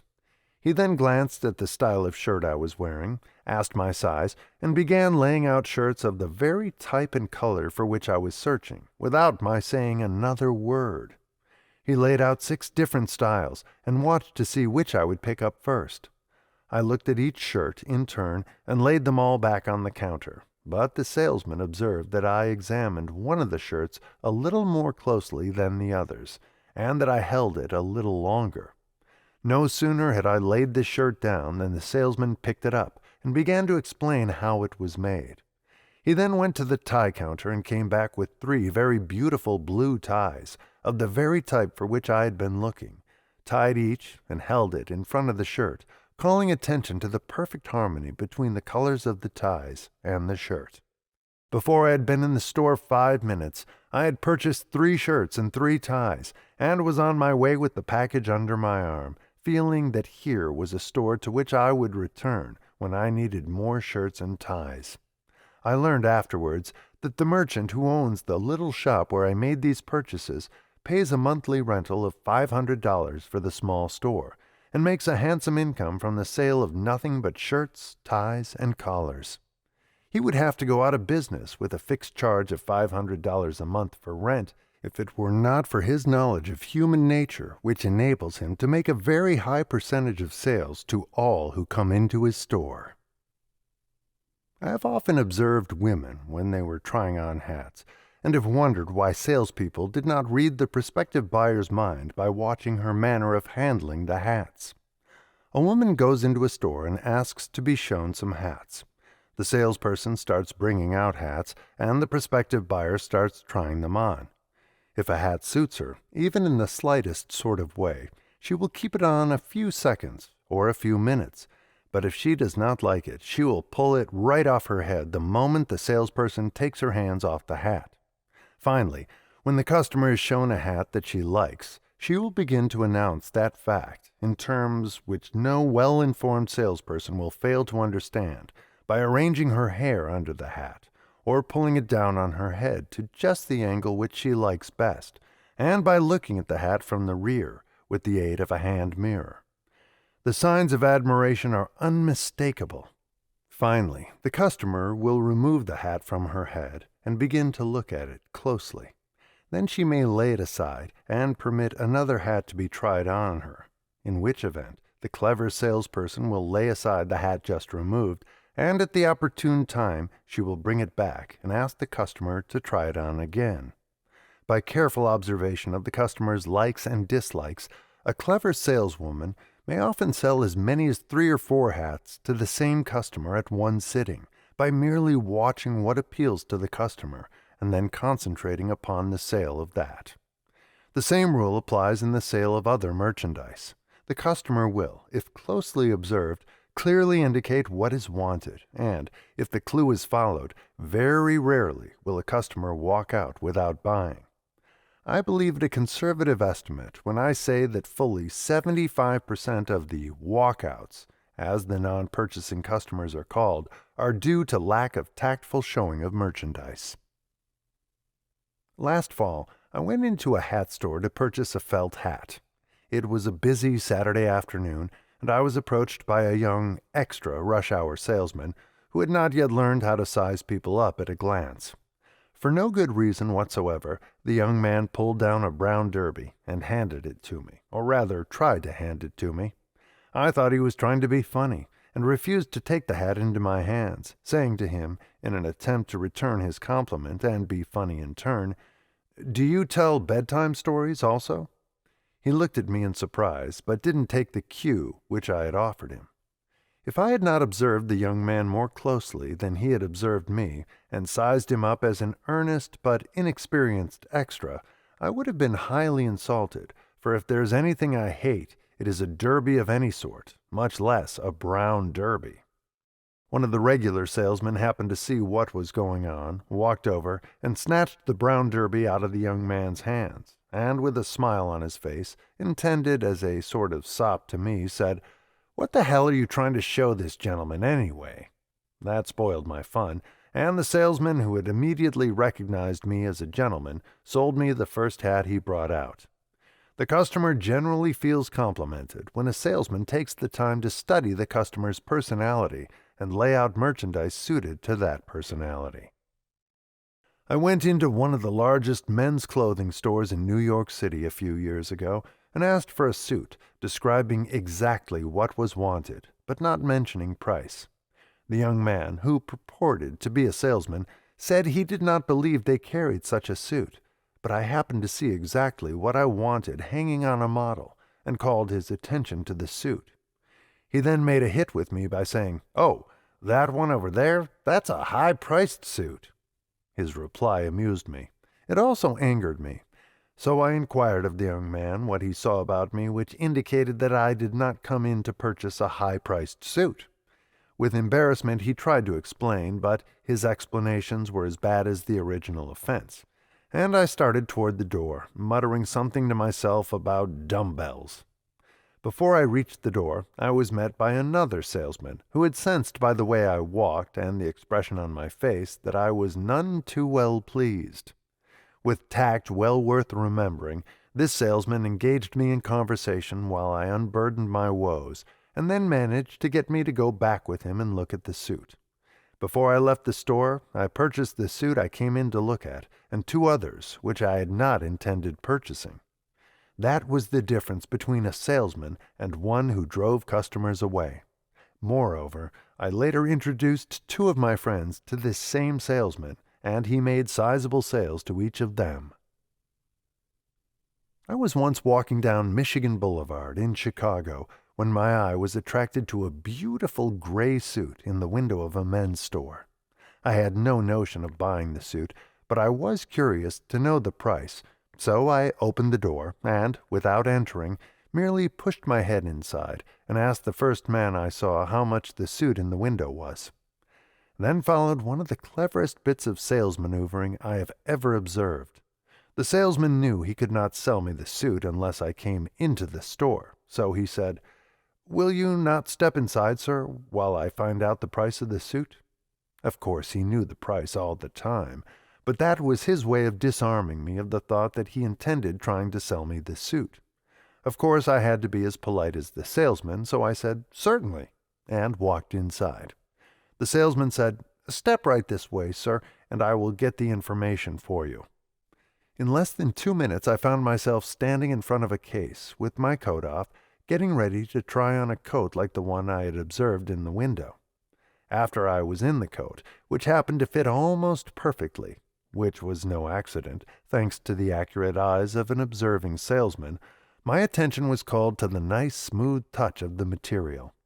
I rubbed my hand up and down the arm of the coat, as I had seen the salesman do while describing the material, and, sure enough, it was a very fine piece of material. By this time I had again asked the price, and when I was told that the suit was only $50, I was agreeably surprised, because I had been led to believe that it might have been priced much higher. However, when I first saw the suit in the window, my guess was that it was priced at about $35, and I doubt that I would have paid that much for it had I not fallen into the hands of a man who knew how to show the suit to best advantage. If the first coat tried on me had been about 2 sizes too large or a size too small, I doubt that any sale would have been made, despite the fact that all ready-to-wear suits sold in the better stores are altered to fit the customer. I bought that suit on the impulse of the moment, as the psychologist would say, and I am not the only man who pays goods on that same sort of impulse. A single slip on the part of the salesman would have lost him the sale of that suit. If he had replied $50 when I asked the price, I would have said, "Thank you," and have gone my way without looking at the suit. Later in the season I purchased 2 more suits from this same salesman, and if I now lived in Chicago, the chances are that I would buy still other suits from him, because he always showed me suits that were in keeping with my personality. The Marshall Field store in Chicago gets more for merchandise than does any store of its kind in the country. Moreover, people knowingly pay more at this store and feel better satisfied than if they bought the merchandise at another store for less money. Why is this? Well, there are many reasons, among them the fact that anything purchased at the Field store which is not entirely satisfactory may be returned and exchanged for other merchandise, or the purchase price may be refunded, just as the customer wishes. An implied guarantee goes with every article sold in the Field store. Another reason why people will pay more at the Field store is the fact that the merchandise is displayed and shown to better advantage than it is at most other stores. The Field window displays are truly works of art, no less than if they were created for the sake of art alone, and not merely to sell merchandise. The same is true of the goods displayed in the store. There is harmony and proper grouping of merchandise throughout the Field establishment, and this creates an atmosphere that is more, much more, than merely an imaginary one. Still another reason why the Field store can get more for merchandise than most other merchants is due to the careful selection and supervision of salespeople. One would seldom find a person employed in the Field store whom one would not be willing to accept as a social equal or as a neighbor. Not a few men who have made the acquaintance of girls in the Field store who later became their wives. Merchandise purchased in the field store is packed or wrapped more artistically than is common in other stores, which is still another reason why people go out of their way and pay higher prices to trade there. While we are on the subject of artistic wrapping of merchandise, I wish to relate the experience of a friend of mine, which will not fail to convey a very definite meaning to those engaged in the business of selling, as it shows how imagination may be used even in wrapping merchandise. This friend had a very fine silver cigarette case which he had carried for years, and of which he was very proud because it was a gift from his wife. Constant usage had banged the case up rather badly. It had been bent, dented, the hinges warped, etc., until he decided to take it to Caldwell the jeweler in Philadelphia to be repaired. He left the case and asked them to send it to his office when it was ready. About 2 weeks later, a splendid-looking new delivery wagon with the Caldwell name on it drew up in front of his office, and a nice-looking young man in a neat uniform stepped out with a package that was artistically wrapped and tied with a ribbon-taped string. The package happened to be delivered to my friend on his birthday, and, having forgotten about leaving the cigarette case to be repaired, and observing the beauty and size of the package that was handed to him, he naturally imagined that someone had sent him a birthday present.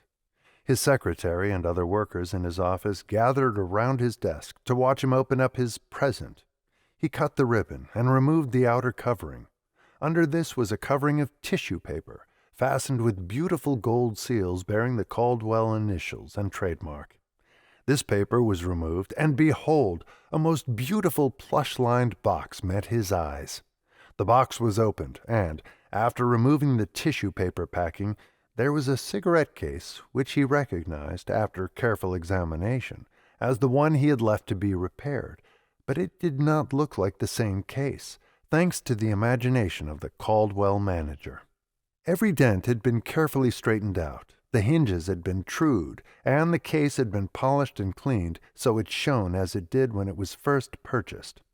Simultaneously a prolonged "Oh!" of admiration came from the onlookers, including the owner of the cigarette case. And the bill! Oh, it was a plenty, and yet the price charged for the repair did not seem too high. As a matter of fact, everything that entered into the transaction, from the packing of the case, with the fine tissue paper cover, the gold seals, the ribbon tape string, the delivery of the package by a neatly uniformed boy, from a well-appointed new delivery wagon, was based upon carefully calculated psychology, which laid the foundation for a high price for the repair. People generally do not complain of high prices, providing the service or embellishment of the merchandise is such as to pave the way for high prices. What people do complain of, and rightly so, is high prices and sloppy service. To me, there was a great lesson in this cigarette case incident, and I think there is a lesson in it for any person who makes a business of selling any sort of merchandise. The goods you are selling may actually be worth all you are asking for them, but if you do not carefully study the subjects of advantageous display and artistic packing, you may be accused of overcharging your customers. On Broad Street in the city of Philadelphia, there's a fruit shop where those who patronize the store are met at the door by a man in uniform who opens the door for them. He does nothing else but merely open the door, but he does it with a smile, even though it be a carefully studied and rehearsed smile, which makes the customer feel welcome even before he gets inside of the store. This fruit merchant specializes on specially prepared baskets of fruit. Just outside the store is a big blackboard on which are listed the sailing dates of the various ocean liners leaving New York City. This merchant caters to people who wish baskets of fruit delivered on board departing boats on which friends are sailing. If a man's sweetheart, or perhaps his wife, or a very dear friend, happens to be sailing on a certain date, he naturally wants the basket of fruit he purchases for her to be embellished with frills and trimmings. Moreover, he is not necessarily looking for something cheap or even inexpensive, all of which the fruit merchant capitalizes. He gets from $10 to $25 for a basket of fruit which one could purchase just around the corner, not more than a block away, for from $3 to $7.50, with the exception that the latter would not be embellished with the 75 cents worth of frills which the former contains. This merchant store is a small affair, no larger than the average small fruit stand store, but he pays a rent of at least $15,000 a year for the place and makes more money than half 100 ordinary fruit stands combined, merely because he knows how to display and deliver his wares so they appeal to the vanity of the buyers. This is but another proof of the value of imagination. The American people, and this means all of them, not merely the so-called rich, are the most extravagant spenders on earth, but they insist on class when it comes to appearances such as wrapping and delivery and other embellishments which add no real value to the merchandise they buy. The merchant who understands this and has learned how to mix imagination with his merchandise may reap a rich harvest in return for his knowledge. And a great many are doing it too. The salesman who understands the psychology of proper display, wrapping, and delivery of merchandise, and who knows how to show his wares to fit the whims and characteristics of his customers, can make ordinary merchandise bring fancy prices, and what is more important still, he can do so and still retain the patronage of his customers more readily than if he sold the same merchandise without the studied appeal and the artistic wrapping and delivery service. In a cheap restaurant, where coffee is served in heavy, thick cups and the silverware is tarnished or dirty, a ham sandwich is only a ham sandwich, and if the restaurant keeper gets 15 cents for it, he is doing well. But just across the street, where the coffee is served in dainty, thin cups on neatly covered tables by neatly dressed young women, a much smaller ham sandwich will bring a quarter, to say nothing of the cost of the tip to the waitress. The only difference in the sandwiches is merely in appearances. The ham comes from the same butcher, and the bread from the same baker, whether purchased from the former or the latter restaurant. The difference in price is very considerable, but the difference in the merchandise is not a difference of either quality or quantity, so much as it is of atmosphere or appearances. People love to buy appearance or atmosphere, which is merely a more refined way of saying that which P.T. Barnum said about one being born every minute. It is no overstatement of fact to say that a master of sales psychology could go into the average merchant's store, where the stock of goods was worth, let us say, $50,000, and at very slight additional expense make the stock bring $60,000 to $75,000. He would do nothing except coach the salespeople on the proper showing of the merchandise, after having purchased a small amount of more suitable fixtures, perhaps, and repacked the merchandise in more suitable coverings and boxes.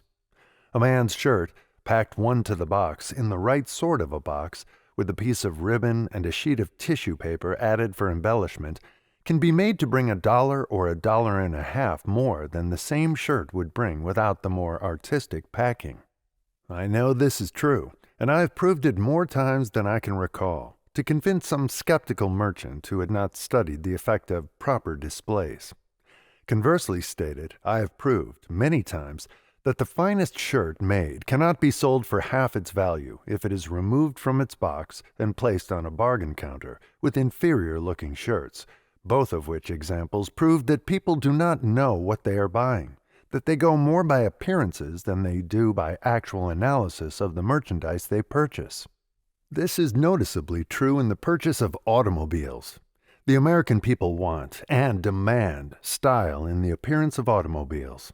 What is under the hood or in the rear axle, they do not know and really do not care, as long as the car looks the part. Henry Ford required nearly 20 years of experience to learn the truth of the statement just made, and even then, despite all of his analytical ability, he only acknowledged the truth when forced to do so by his competitors. If it were not true that people buy appearances more than they buy reality, Ford never would have created his new automobile.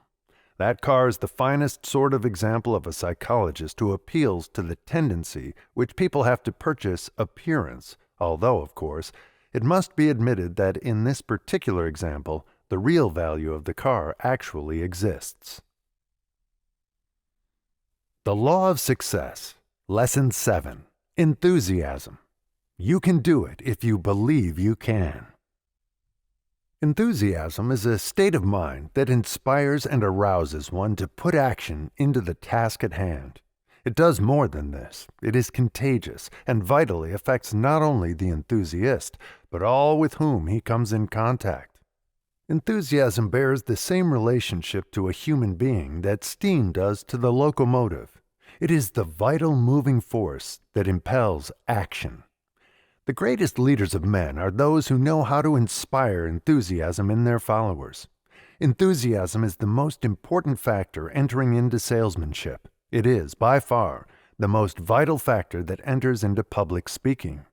If you wish to understand the difference between a man who is enthusiastic and one who is not, compare Billy Sunday with the average man of his profession. The finest sermon ever delivered would fall upon deaf ears if it were not backed with enthusiasm by the speaker. How enthusiasm will affect you. Mix enthusiasm with your work, and it will not seem hard or monotonous. Enthusiasm will so energize your entire body that you can get along with less than half the usual amount of sleep, and at the same time, it will enable you to perform from 2 to 3 times as much work as you usually perform in a given period, without fatigue. For many years, I have done most of my writing at night. One night, while I was enthusiastically at work over my typewriter, I looked out of the window of my study, just across the square from the Metropolitan Tower in New York City, and saw what seemed to be the most peculiar reflection of the moon on the tower. It was of a silvery gray shade, such as I had never seen before. Upon closer inspection, I found that the reflection was that of the early morning sun, and not that of the moon. It was daylight.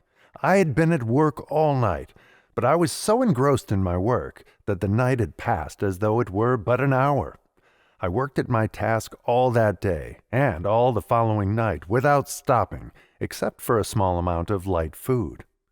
2 nights and 1 day without sleep, and with but little food, without the slightest evidence of fatigue, would not have been possible had I not kept my body energized with enthusiasm over the work at hand.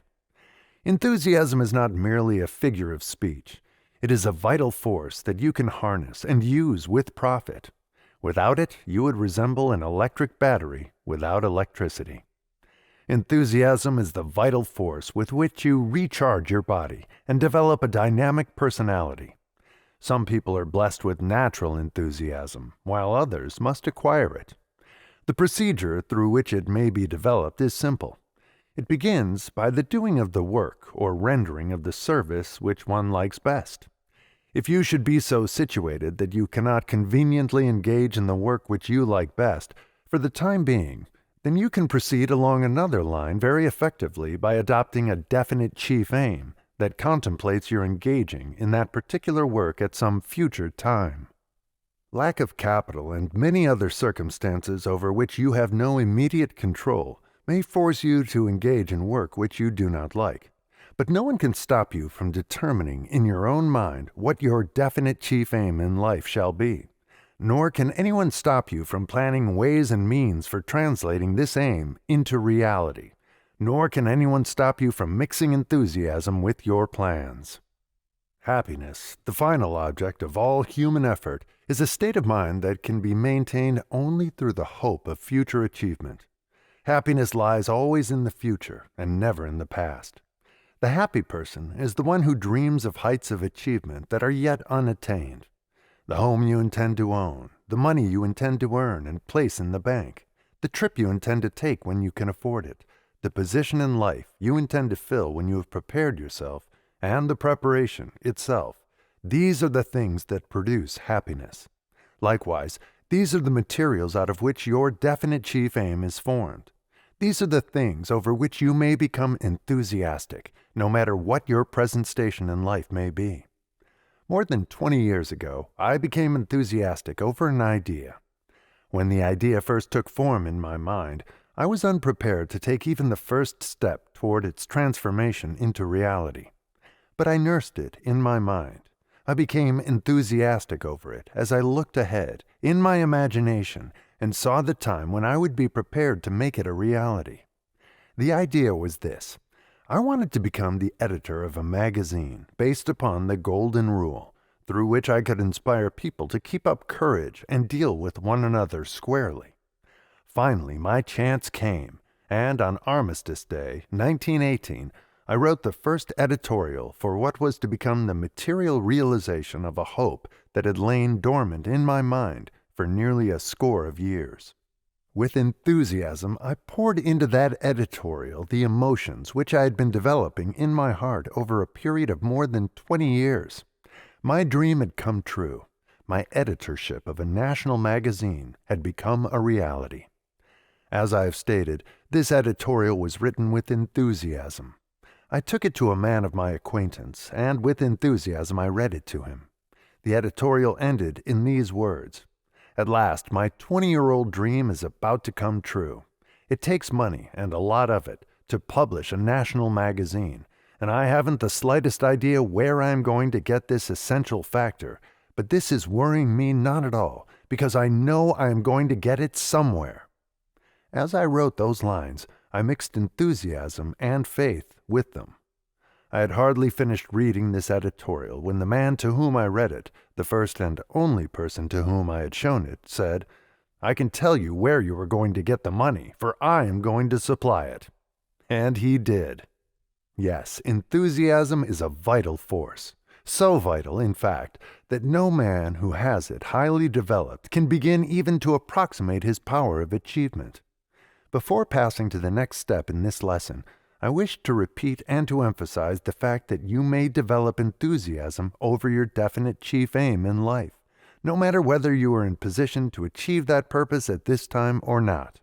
You may be a long way from realization of your definite chief aim, but if you will kindle the fire of enthusiasm in your heart and keep it burning, before very long, the obstacles that now stand in the way of your attainment of that purpose will melt away as if by the force of magic, and you will find yourself in possession of power that you did not know you possessed. How your enthusiasm will affect others. We come now to the discussion of one of the most important subjects of this reading course, namely suggestion. In the preceding lessons, we have discussed the subject of autosuggestion, which is self-suggestion. You saw, in Lesson 3, what an important part autosuggestion played. Suggestion is the principle through which your words and your acts and even your state of mind influence others.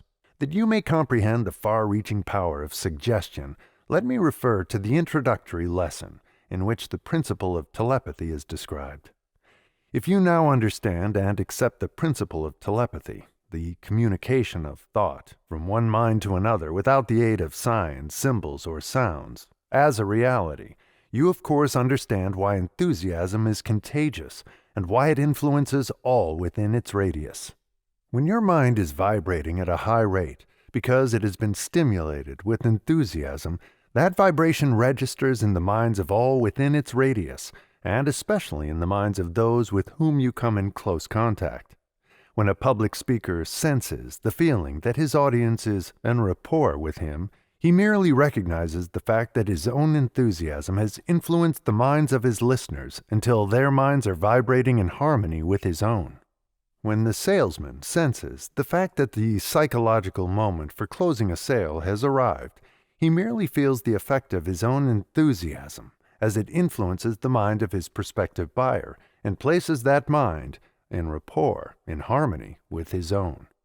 The subject of suggestion constitutes so vitally an important part of this lesson and of this entire course that I will now proceed to describe the three mediums through which it usually operates, namely, what you say, what you do, and what you think. When you are enthusiastic over the goods you are selling, or the services you are offering, or the speech you are delivering, your state of mind becomes obvious to all who hear you by the tone of your voice. Whether you have ever thought of it in this way or not, it is the tone in which you make a statement, more than it is the statement itself, that carries conviction or fails to convince. No mere combination of words can ever take the place of a deep belief in a statement that is expressed with burning enthusiasm. Words are but devitalized sounds, unless colored with feeling that is born of enthusiasm. Here the printed word fails me, For I can never express with mere type and paper the difference between words that fall from unemotional lips without the fire of enthusiasm back of them, and those which seem to pour forth from a heart that is bursting with eagerness for expression. The difference is there, however. Thus, what you say, and the way in which you say it, conveys a meaning that may be just the opposite to what is intended. This accounts for many a failure by the salesman who presents his arguments in words which seem logical enough, but lack the coloring that can only come from enthusiasm that is born of sincerity and belief in the goods he is trying to sell. His words said one thing, but the tone of his voice suggested something entirely different. Therefore, no sale was made. That which you say is an important factor in the operation of the principle of suggestion, but not nearly so important as that which you do. Your acts will count for more than your words, and woe unto you if the two fail to harmonize. If a man preach the golden rule as a sound rule of conduct, his words will fall upon deaf ears if he does not practice that which he preaches. The most effective sermon that any man can preach on the soundness of the golden rule is that which he preaches, by suggestion, when he applies this rule in his relationships with his fellow men. If a salesman of Ford automobiles drives up to his prospective purchaser in a Buick or some other make of car, all the arguments he can present in behalf of the Ford will be without effect. Once I went into one of the offices of the dictaphone company to look at a dictating machine. The salesman in charge presented a logical argument as to the machine's merits, while the stenographer at his side was transcribing letters from a shorthand notebook. His arguments in favor of a dictating machine, as compared with the old method of dictating to a stenographer, did not impress me, because his actions were not in harmony with his words. Your thoughts constitute the most important of the three ways in which you apply the principle of suggestion, for the reason that they control the tone of your words and, to some extent at least, your actions. If your thoughts and your actions and your words harmonize, you are bound to influence those with whom you come in contact, more or less toward your way of thinking. We will now proceed to analyze the subject of suggestion, and to show you exactly how to apply the principle upon which it operates. As we have already seen, suggestion differs from autosuggestion only in one way. We use it, consciously or unconsciously, when we influence others, while we use autosuggestion as a means of influencing ourselves. Before you can influence another person through suggestion, that person's mind must be in a state of neutrality. That is, it must be open and receptive to your method of suggestion. Right here is where most salesmen fail. They try to make a sale before the mind of the prospective buyer has been rendered receptive or neutralized. This is such a vital point in this lesson that I feel impelled to dwell upon it, until there can be no doubt that you understand the principle that I am describing. When I say that the salesman must neutralize the mind of his prospective purchaser before a sale can be made, I mean that the prospective purchaser's mind must be credulous. A state of confidence must have been established, and is obvious that there can be no set rule for either establishing confidence or neutralizing the mind to a state of openness. Here the ingenuity of the salesman must supply that which cannot be set down as a hard and fast rule. I know a life insurance salesman who sells nothing but large policies, amounting to $100,000 and upward. Before this man even approaches the subject of insurance with a prospective client, he familiarizes himself with the prospective client's complete history, including his education, his financial status, his eccentricities if he has any, his religious preferences, and other data too numerous to be listed. Armed with this information, he manages to secure an introduction under conditions which permit him to know the prospective client in a social as well as a business way. Nothing is said about the sale of life insurance during his first visit, nor his second, and sometimes he does not approach the subject of insurance until he has become very well acquainted with the prospective client. All this time, however, he is not dissipating his efforts.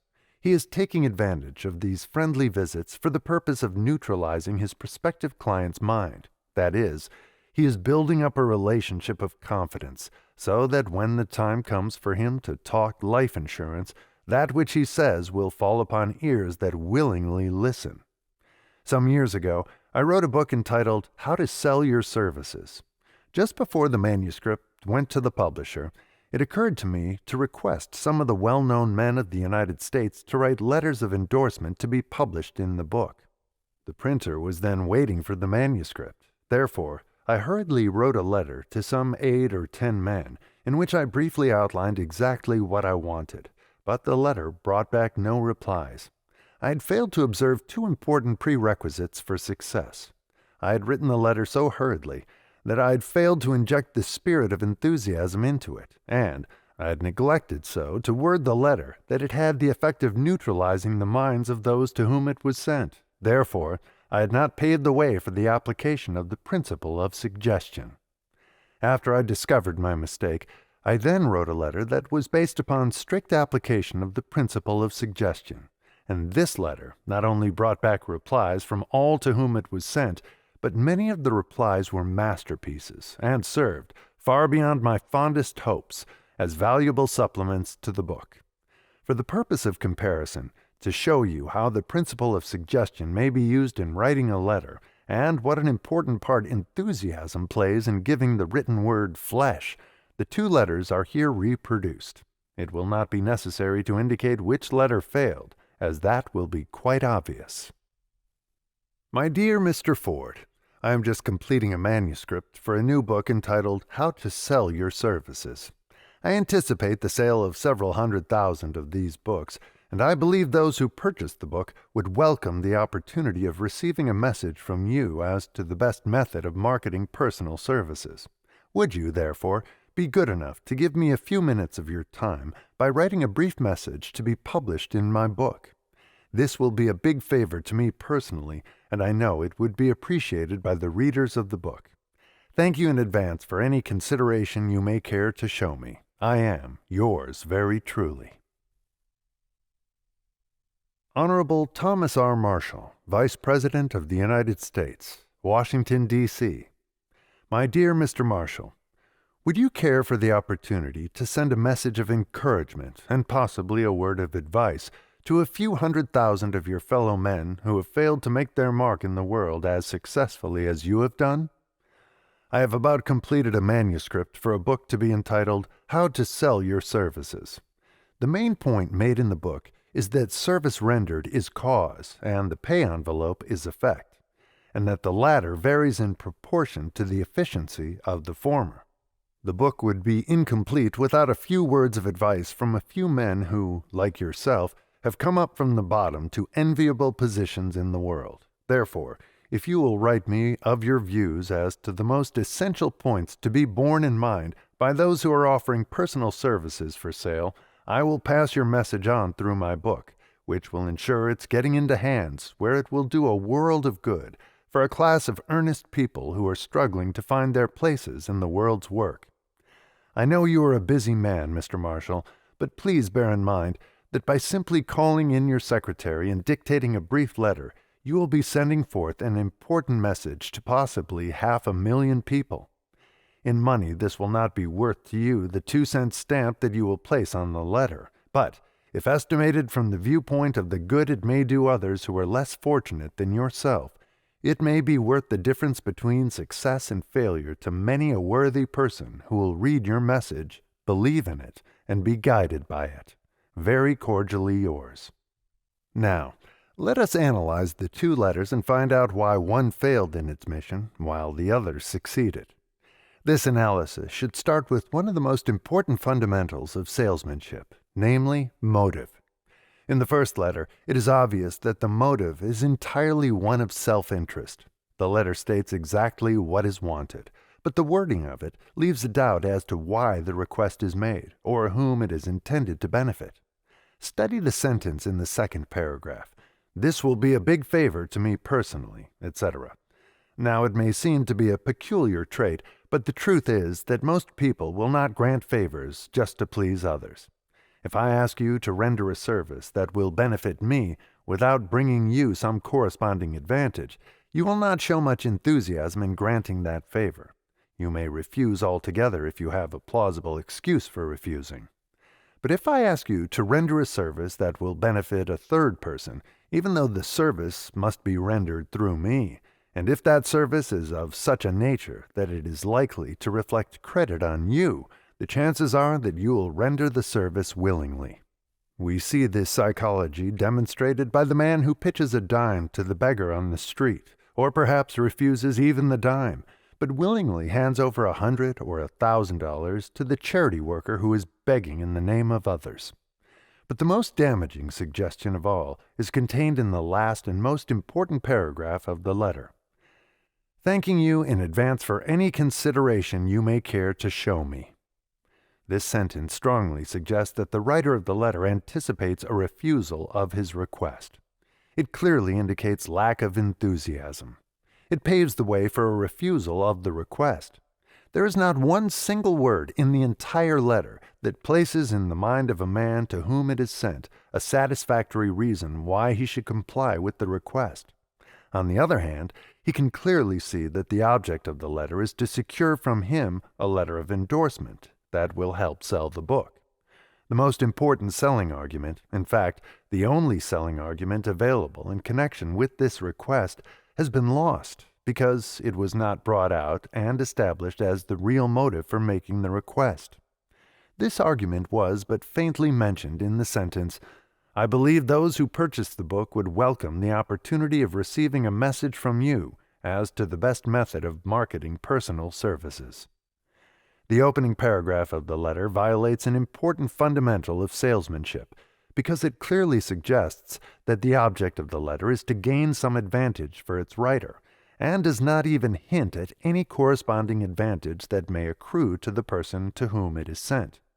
Instead of neutralizing the mind of the recipient of the letter, as it should do, it has just the opposite effect.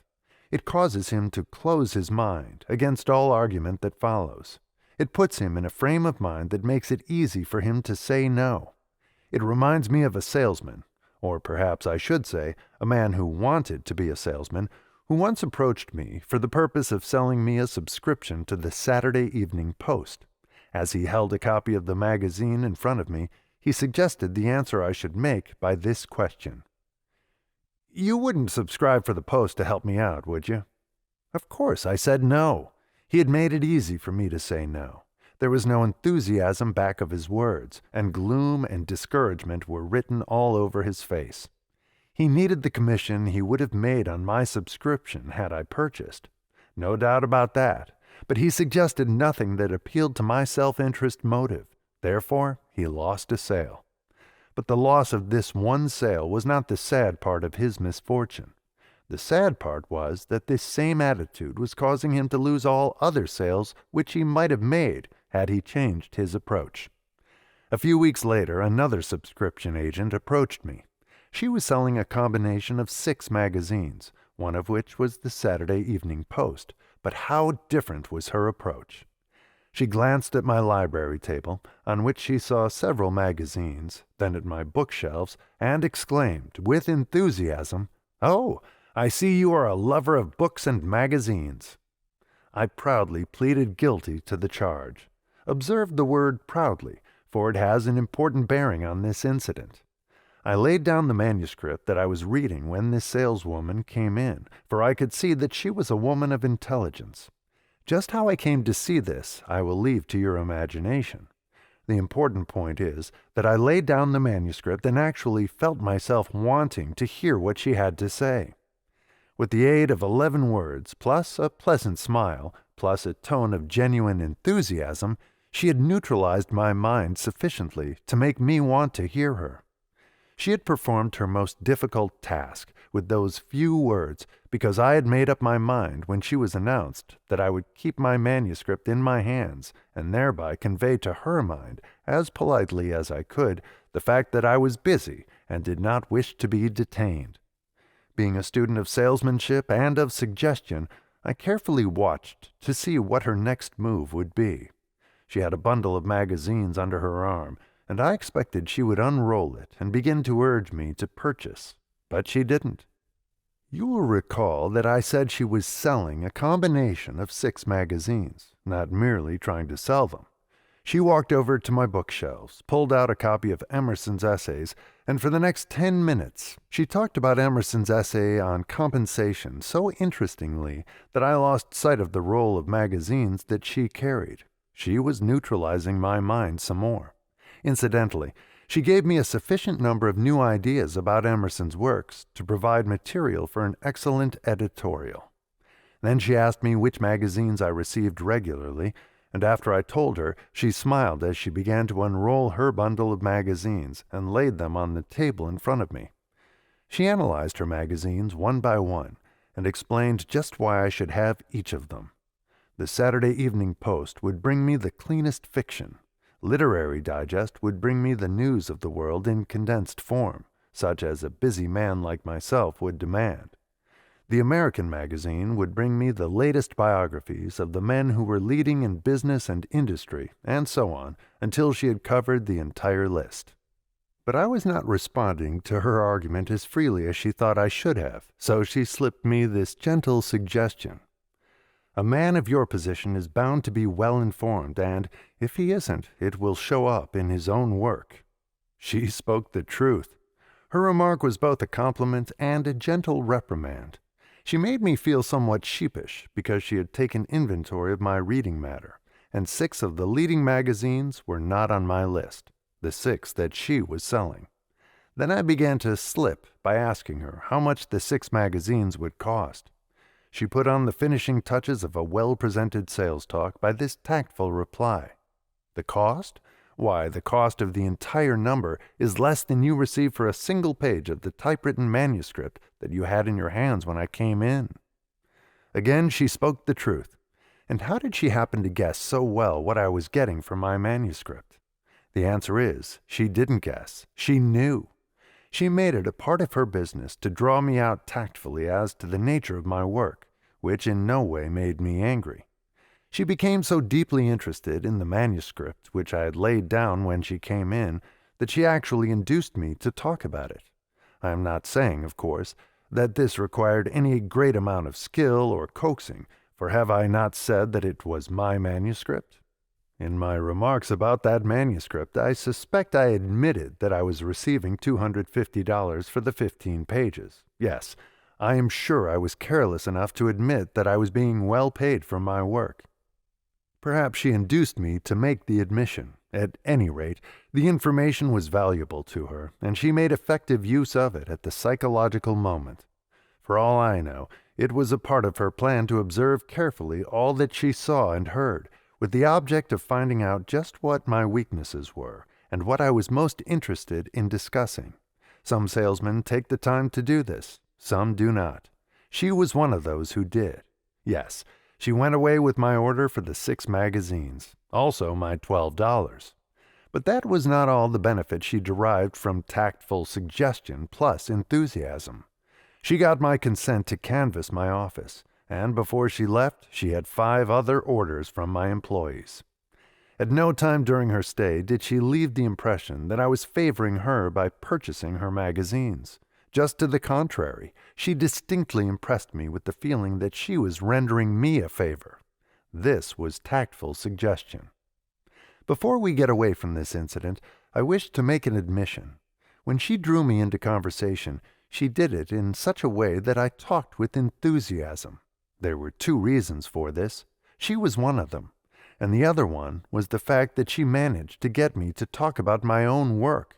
Of course, I am not suggesting that you should be meddlesome enough to smile at my carelessness as you read this, or that you should gather from this incident the impression that this tactful saleswoman actually led me to talk of my own work for the purpose of neutralizing my mind so that I would listen to her, when she was ready to talk of her magazines, as patiently as she had listened to me. However, if you should be clever enough to draw a lesson from her method, there is no way for me to stop you from doing so. As I have stated, when I talked, I mixed enthusiasm with my conversation. Perhaps I caught the spirit of enthusiasm from this clever saleswoman when she made that opening remark as she came into my study. Yes, I am sure this is where I caught it, and I am just as sure that her enthusiasm was not a matter of accident. She had trained herself to look for something in her prospective purchaser's office, or his work, or his conversation, over which she could express enthusiasm. Remember, suggestion and enthusiasm go hand in hand. I can remember, as though it were yesterday, the feeling that came over me when that would-be salesman pushed that Saturday Evening Post in front of me, as he remarked, "You wouldn't subscribe for the Post to help me out, would you?" His words were chilled. They were lifeless. They lacked enthusiasm. They registered an impression in my mind, but that impression was one of coldness. I wanted to see the man go out at the door at which he had come in. Mind you, I am not naturally unsympathetic, but the tone of his voice, the look on his face, his general bearing suggested that he was there to ask a favor and not to offer one. Suggestion is one of the most subtle and powerful principles of psychology. You are making use of it in all that you do and say and think, but unless you understand the difference between negative suggestion and positive suggestion, you may be using it in such a way that it is bringing you defeat instead of success. Science has established the fact that through the negative use of suggestion, life may be extinguished. Some years ago in France, a criminal was condemned to death, but before the time for his execution, an experiment was performed on him which conclusively proved that through the principle of suggestion, death could be produced. The criminal was brought to the guillotine, and his head was placed under the knife, after he had been blindfolded. A heavy, sharp-edged plank was then dropped on his neck, producing a shock similar to that of a sharp-edged knife. Warm water was then gently poured on his neck, and allowed to trickle slowly down his spine to imitate the flow of warm blood. In 7 minutes, the doctors pronounced the man dead. His imagination, through the principle of suggestion, had actually turned the sharp-edged plank into a guillotine blade and stopped his heart from beating. In the little town where I was raised, there lived an old lady who constantly complained that she feared death from cancer. During her childhood, she had seen a woman who had cancer, and the sight had so impressed itself upon her mind that she began to look for the symptoms of cancer in her own body. She was sure that every little ache and pain was the beginning of her long-looked-for symptom of cancer. I have seen her place her hand on her breast, and have heard her exclaim, "Oh, I'm sure I have a cancer growing here. I can feel it." When complaining of this imaginary disease, she always placed her hand on her left breast, where she believed the cancer was attacking her. For more than 20 years she kept this up. A few weeks ago she died, with cancer on her left breast. If suggestion will actually turn the edge of a plank into a guillotine blade and transform healthy body cells into parasites out of which cancer will develop, can you not imagine what it will do in destroying disease germs if properly directed? Suggestion is the law through which mental healers work what appear to be miracles. I have personally witnessed the removal of parasitical growths known as warts through the aid of suggestion within 48 hours. You, the reader of this lesson, can be sent to bed with imaginary sickness of the worst sort in 2 hours' time or less through the use of suggestion. If you should start down the street and 3 or 4 people in whom you had confidence should meet you, and each exclaimed that you look ill, you would be ready for a doctor. This brings to mind an experience that I once had with a life insurance salesman. I had made application for a policy, but was undecided as to whether I would take $10,000 or $20,000. Meanwhile, the agent had sent me to the life insurance company's doctor to be examined. The following day I was called back for another examination. The second time, the examination was more searching, and the doctor carried a worried look on his face. The third day I was called back again, and this time 2 consulting physicians were there to look me over. They gave me the most searching examination I had ever received or even heard of. The next day the agent called on me and addressed me as follows. "I do not wish to alarm you, but the doctors who examined you do not agree on your analysis. You have not yet decided whether you will take $10,000 or $20,000 worth of insurance, and I do not think it fair for me to give you a report on your medical examination until you make this decision, because if I did, you might feel that I was urging you to take the larger amount." Then I spoke up and said, "Well, I have already decided to take the full amount." True enough, I had decided to take the full $20,000 policy. I decided the moment the agent planted the suggestion in my mind that perhaps I had some constitutional weakness that would make it hard for me to get as much insurance as I wanted. "Very well," said the agent. "Now that you have decided, I feel it my duty to tell you that 2 of the doctors believe you have the tubercular germ in your system, while the other 2 disagree with them." The trick had been turned. Clever suggestion had pushed me over the fence of indecision, and we were all satisfied. Where does enthusiasm come in, do you ask? Never mind, it came in all right. But if you wish to know who brought it, you will have to ask the life insurance agent and his 4 medical accomplices, for I am sure they must have had a hearty laugh at my expense. But the trick was all right. I needed the insurance anyway. Of course, if you happen to be a life insurance agent, you will not grab this idea and work it out on the next prospective client who is slow in making up his mind about taking a policy. Of course you will not. A few months ago I received one of the most effective pieces of advertising I ever saw. It was a neat little book in which a clever automobile insurance salesman had reprinted press dispatches that he had gathered from all over the country, in which it was shown that 65 automobiles had been stolen in a single day. On the back page of the book was this highly suggestive statement: "Your car may be the next one to go. Is it insured?" At the bottom of the page was the salesman's name and address, also his telephone number. Before I had finished reading the first 2 pages of the book, I called the salesman on the telephone and made inquiry about rates. He came right over to see me, and you know the remainder of the story. Go back now to the 2 letters and let us analyze the second one, which brought the desired replies from all to whom it was sent. Study carefully the first paragraph, and you will observe that it asks a question which can be answered in but one way. Compare this opening paragraph with that of the first letter by asking yourself which of the 2 would have impressed you most favorably. This paragraph is worded as it is for a 2-fold purpose. First, it is intended to serve the purpose of neutralizing the mind of the reader, so he will read the remainder of the letter in an open-minded attitude. And second, it asks a question which can be answered in but one way, for the purpose of committing the reader to a viewpoint which harmonizes with the nature of the service that he is to be requested to render in subsequent paragraphs of the letter. In the second lesson of this course, you observed that Andrew Carnegie refused to answer my question when I asked him to what he attributed his success, until he had asked me to define the word success.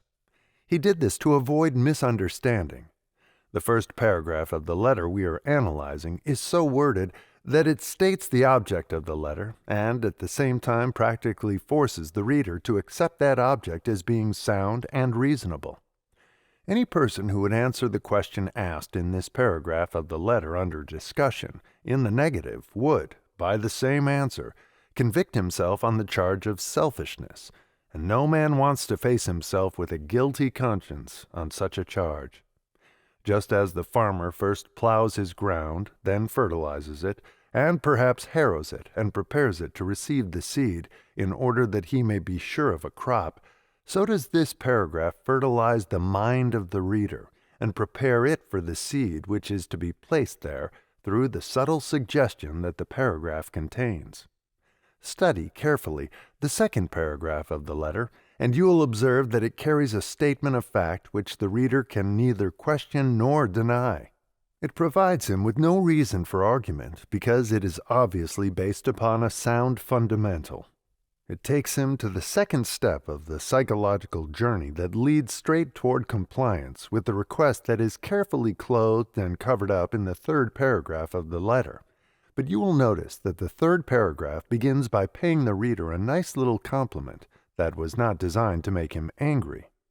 Therefore, If you will write me of your views as to the most essential points to be borne in mind by those who are offering personal services for sale, etc.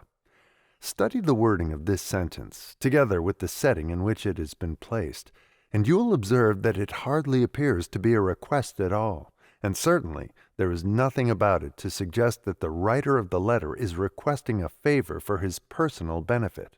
At most, it can be construed merely as a request for a favor for others.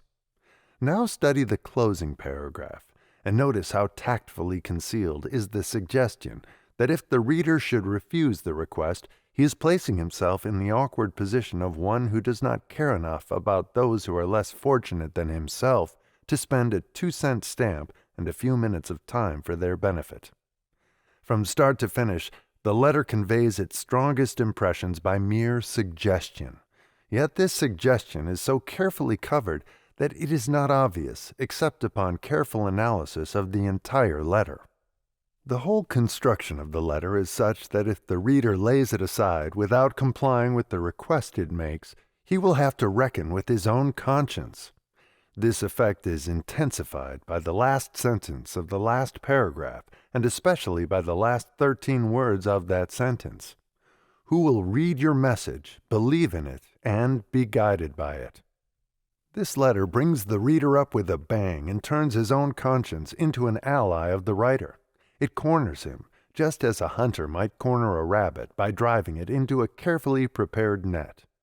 The best evidence that this analysis is correct is the fact that the letter brought replies from every person to whom it was sent, despite the fact that every one of these men was of the type that we speak of as being a man of affairs, the type that is generally supposed to be too busy to answer a letter of this nature. Not only did the letter bring the desired replies, but the men to whom it was sent replied in person, with the exception of the late Theodore Roosevelt, who replied under the signature of a secretary. John Wanamaker and Frank A. Vanderlip wrote 2 of the finest letters I have ever read, each a masterpiece that might well have adorned the pages of a more dignified volume than the one for which the letters were requested. Andrew Carnegie also wrote a letter that was well worth consideration by all who have personal services for sale. William Jennings Bryan wrote a fine letter, as did, also, the late Lord Northcliffe. None of these men wrote merely to please me, for I was unknown to all of them, with the exception of 4. They did not write to please me. They wrote to please themselves and to render a worthy service. Perhaps the wording of the letter had something to do with this, but, as to that, I make no point other than to state that all of these men whom I have mentioned, and most others of their type, are generally the most willing men to render service for others when they are properly approached. I wish to take advantage of this appropriate opportunity to state that all of the really big men whom I have had the pleasure of knowing have been the most willing and courteous men of my acquaintance when it came to rendering service that was of benefit to others. Perhaps that was one reason why they were really big men. The human mind is a marvelous piece of machinery. One of its outstanding characteristics is noticed in the fact that all impressions which reach it, either through outside suggestion or autosuggestion, are recorded together in groups which harmonize in nature. The negative impressions are stored away, all in one portion of the brain, while the positive impressions are stored in another portion.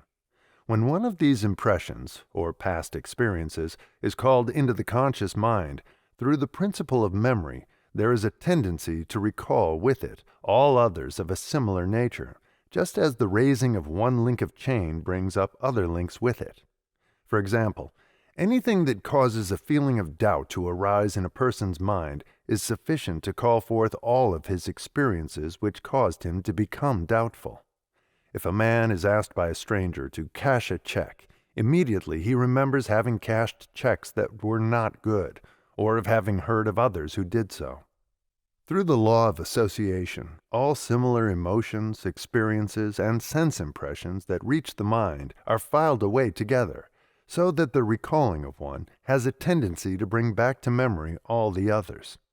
To arouse a feeling of distrust in a person's mind has a tendency to bring to the surface every doubt-building experience that person ever had.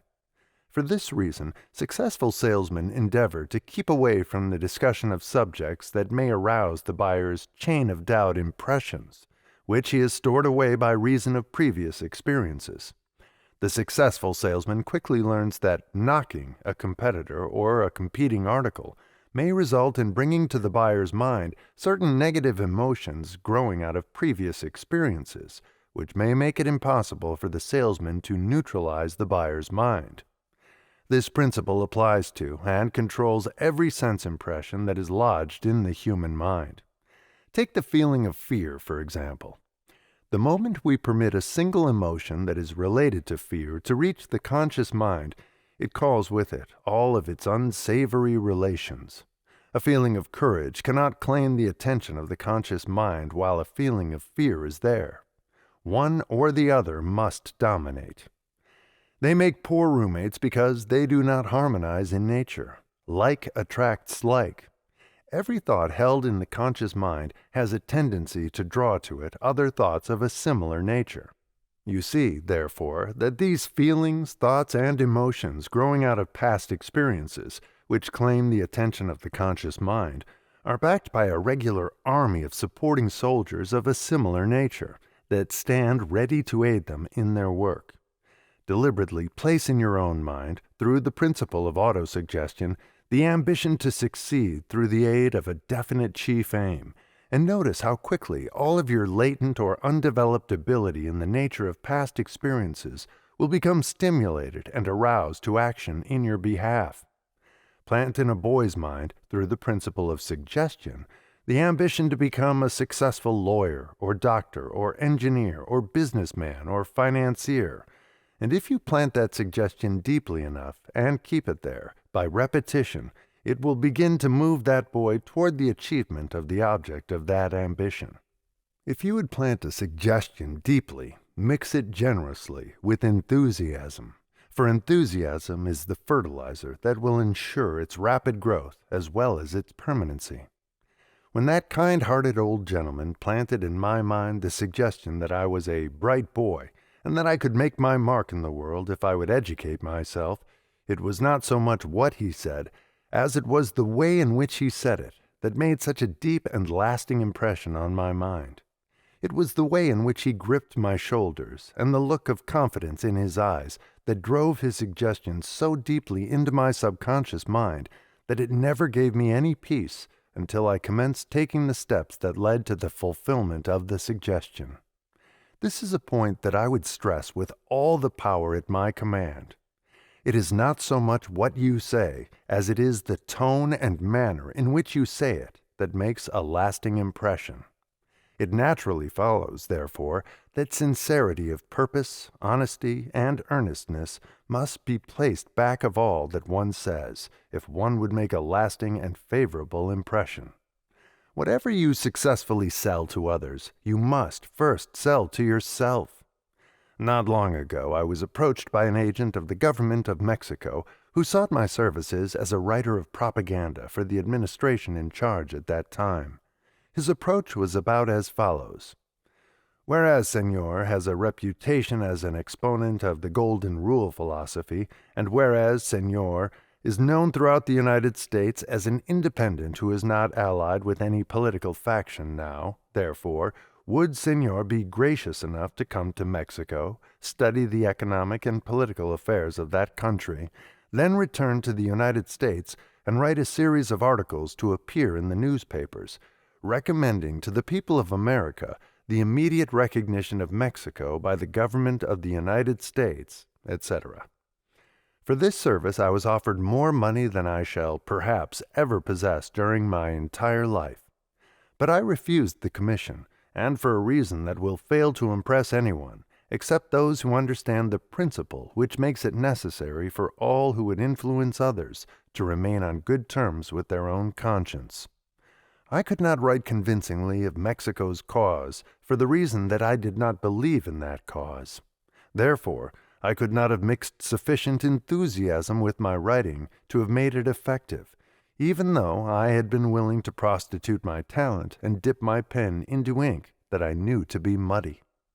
I will not endeavor further to explain my philosophy on this incident, for the reason that those who are far enough advanced in the study of autosuggestion will not need further explanation, while those who are not far enough advanced would not and could not understand.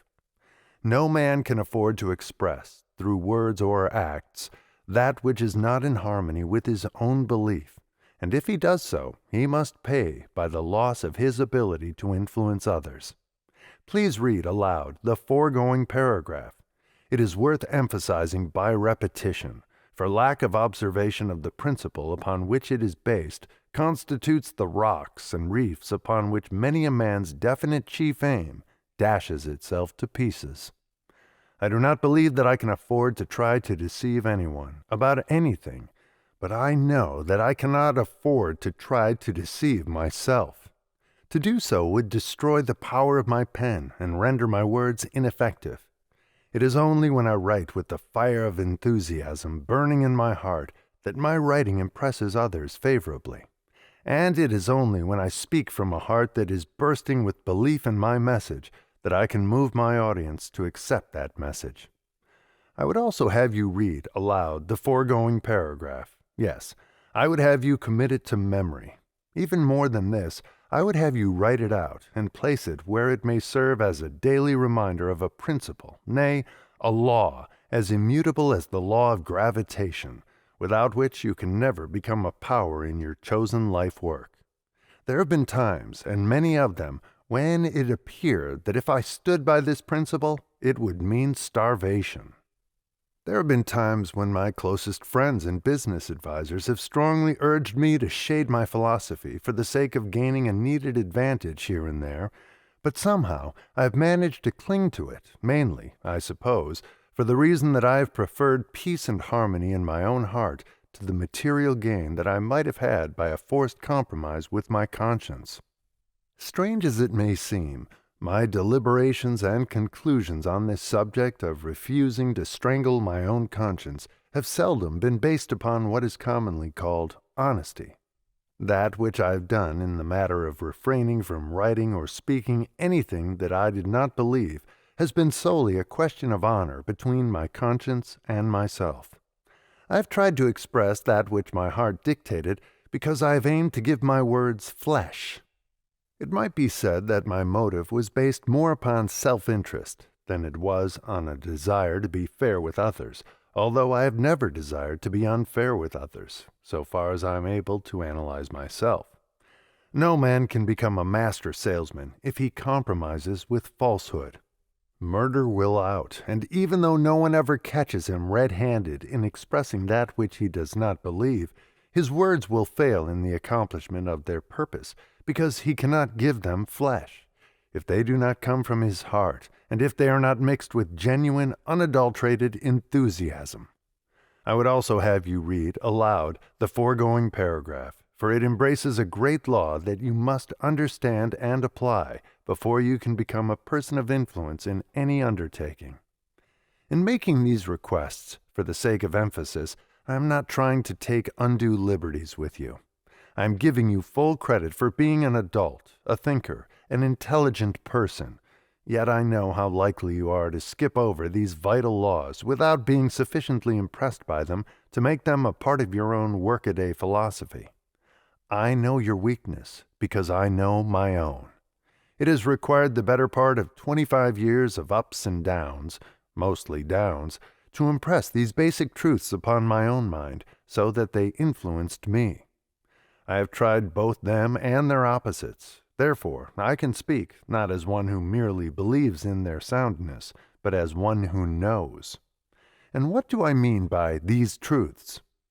So that you cannot possibly misunderstand my meaning, and so that these words of warning cannot possibly convey an abstract meaning, I will state that by these truths I mean this. You cannot afford to suggest to another person by word of mouth or by an act of yours that which you do not believe. Surely that is plain enough. And the reason you cannot afford to do so is this. If you compromise with your own conscience, it will not be long before you will have no conscience, for your conscience will fail to guide you, just as an alarm clock will fail to awaken you if you do not heed it. Surely that is plain enough also. And how do I happen to be an authority on this vital subject, do you ask? I am an authority because I have experimented with the principle until I know how it works. But, you may ask, how do I know that you are telling the truth? The answer is that you will know only by experimenting for yourself and by observing others who faithfully apply this principle and those who do not apply it. If my evidence needs backing, then consult any man whom you know to be a person who has tried to get by without observing this principle. And if he will not or cannot give you the truth, you can get it, nevertheless, by analyzing the man. There is but one thing in the world that gives a man real and enduring power, and that is character. Reputation, bear in mind, is not character. Reputation is that which people are believed to be. Character is that which people are. If you would be a person of great influence, then be a person of real character. Character is the philosopher's lodestone through which all who have it may turn the base metals of their life into pure gold. Without character, you have nothing, you are nothing, and you can be nothing, except a pile of flesh and bone and hair, worth perhaps $25. Character is something that you cannot beg or steal or buy. You can get it only by building it, and you can build it by your own thoughts and deeds, and in no other way. Through the aid of autosuggestion, any person can build a sound character, no matter what his past has been.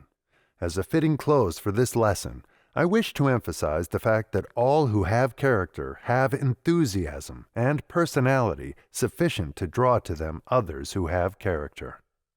You will now be instructed as to how you shall proceed in developing enthusiasm, in the event that you do not already possess this rare quality.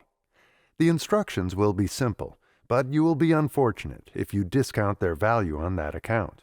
First, complete the remaining lessons of this course, because other important instructions which are to be coordinated with this one will be found in subsequent lessons. Second, if you have not already done so, write out your definite chief aim in clear, simple language, and follow this by writing out the plan through which you intend to transform your aim into reality. Third, read over the description of your definite chief aim each night, just before retiring, and as you read, see yourself, in your imagination, in full possession of the object of your aim. Do this with full faith in your ability to transform your definite chief aim into reality. Read aloud, with all the enthusiasm at your command, emphasizing every word. Repeat this reading until the small, still voice within you tells you that your purpose will be realized.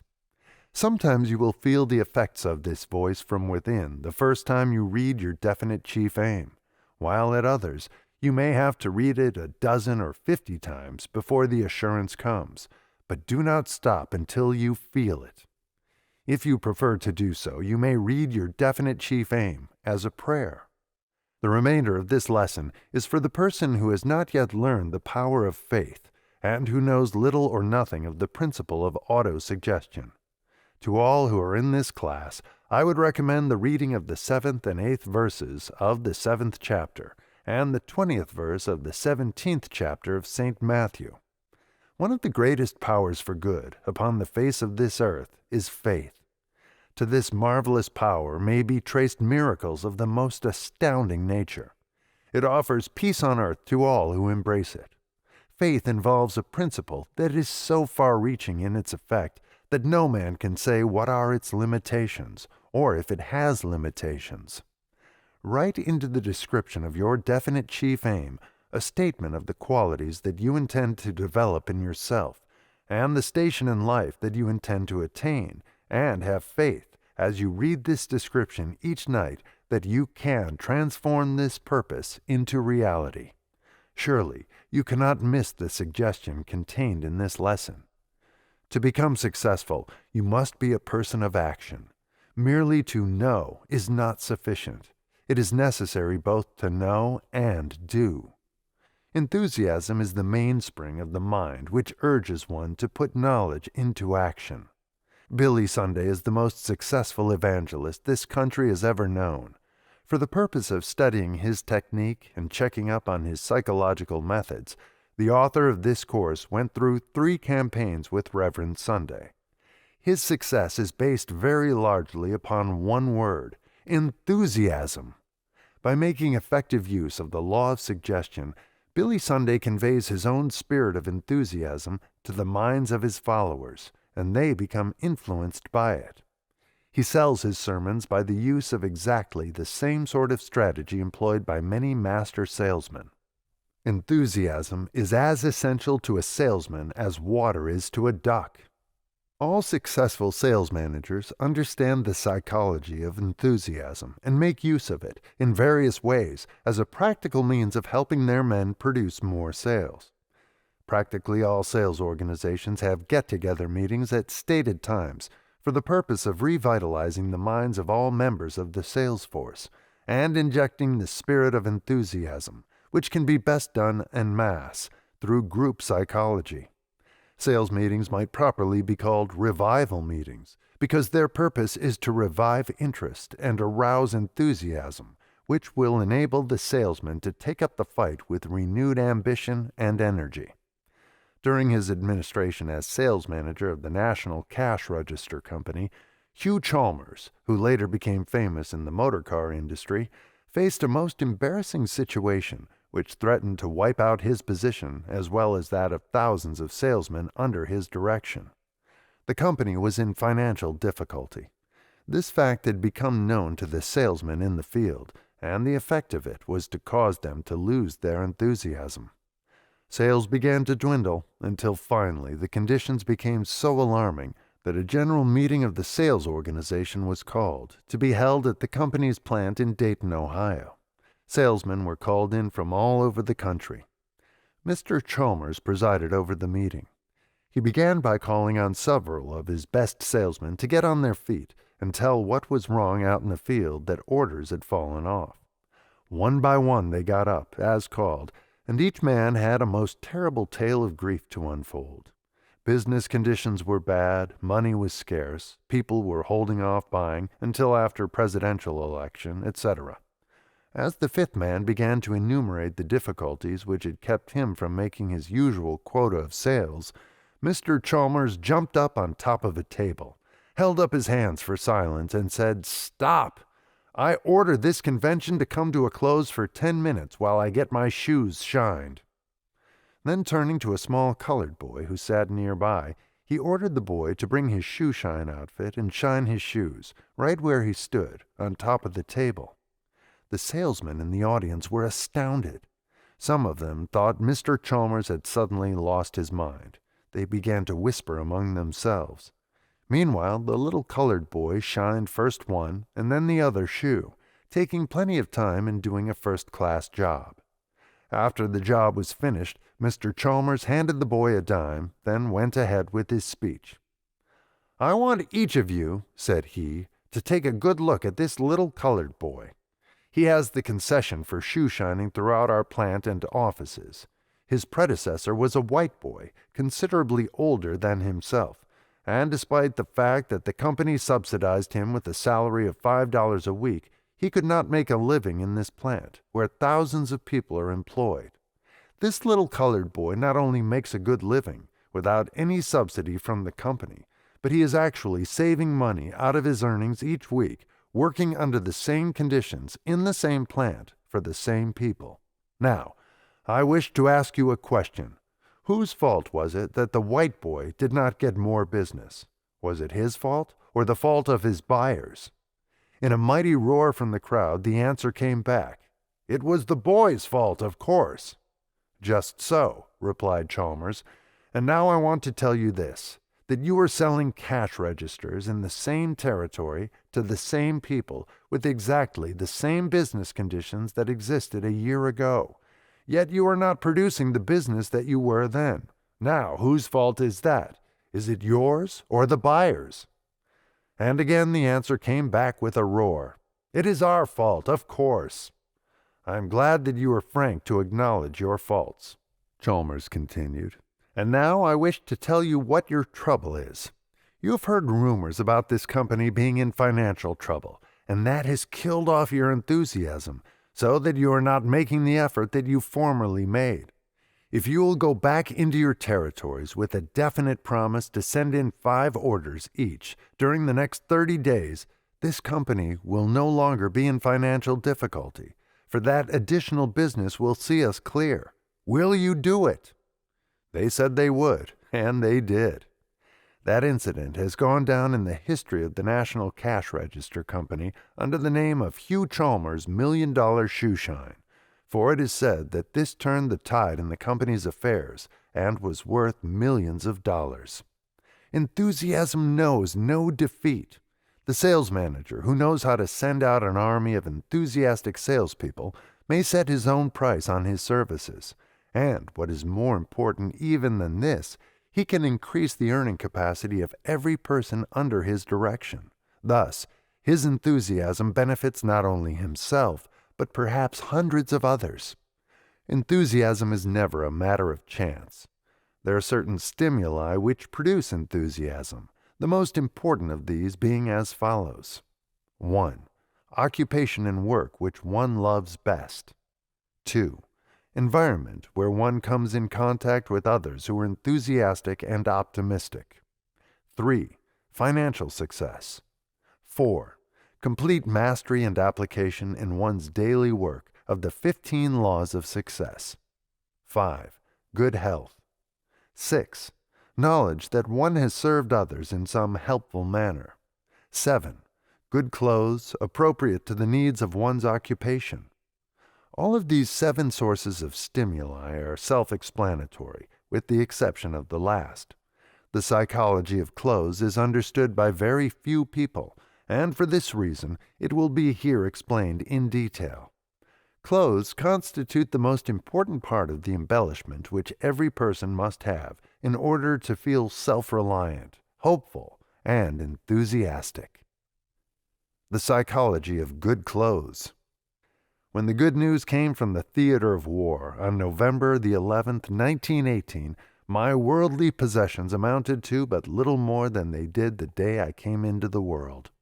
The war had destroyed my business and made it necessary for me to make a new start.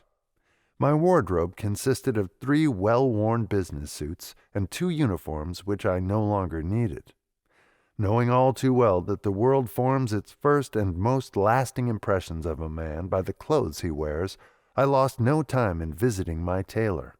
Happily, my tailor had known me for many years, therefore he did not judge me entirely by the clothes I wore. If he had, I would have been sunk. With less than $1 in change in my pocket, I picked out the cloth for 3 of the most expensive suits I ever owned, and ordered that they be made up for me at once. The 3 suits came to $375 and 1/10 of a penny.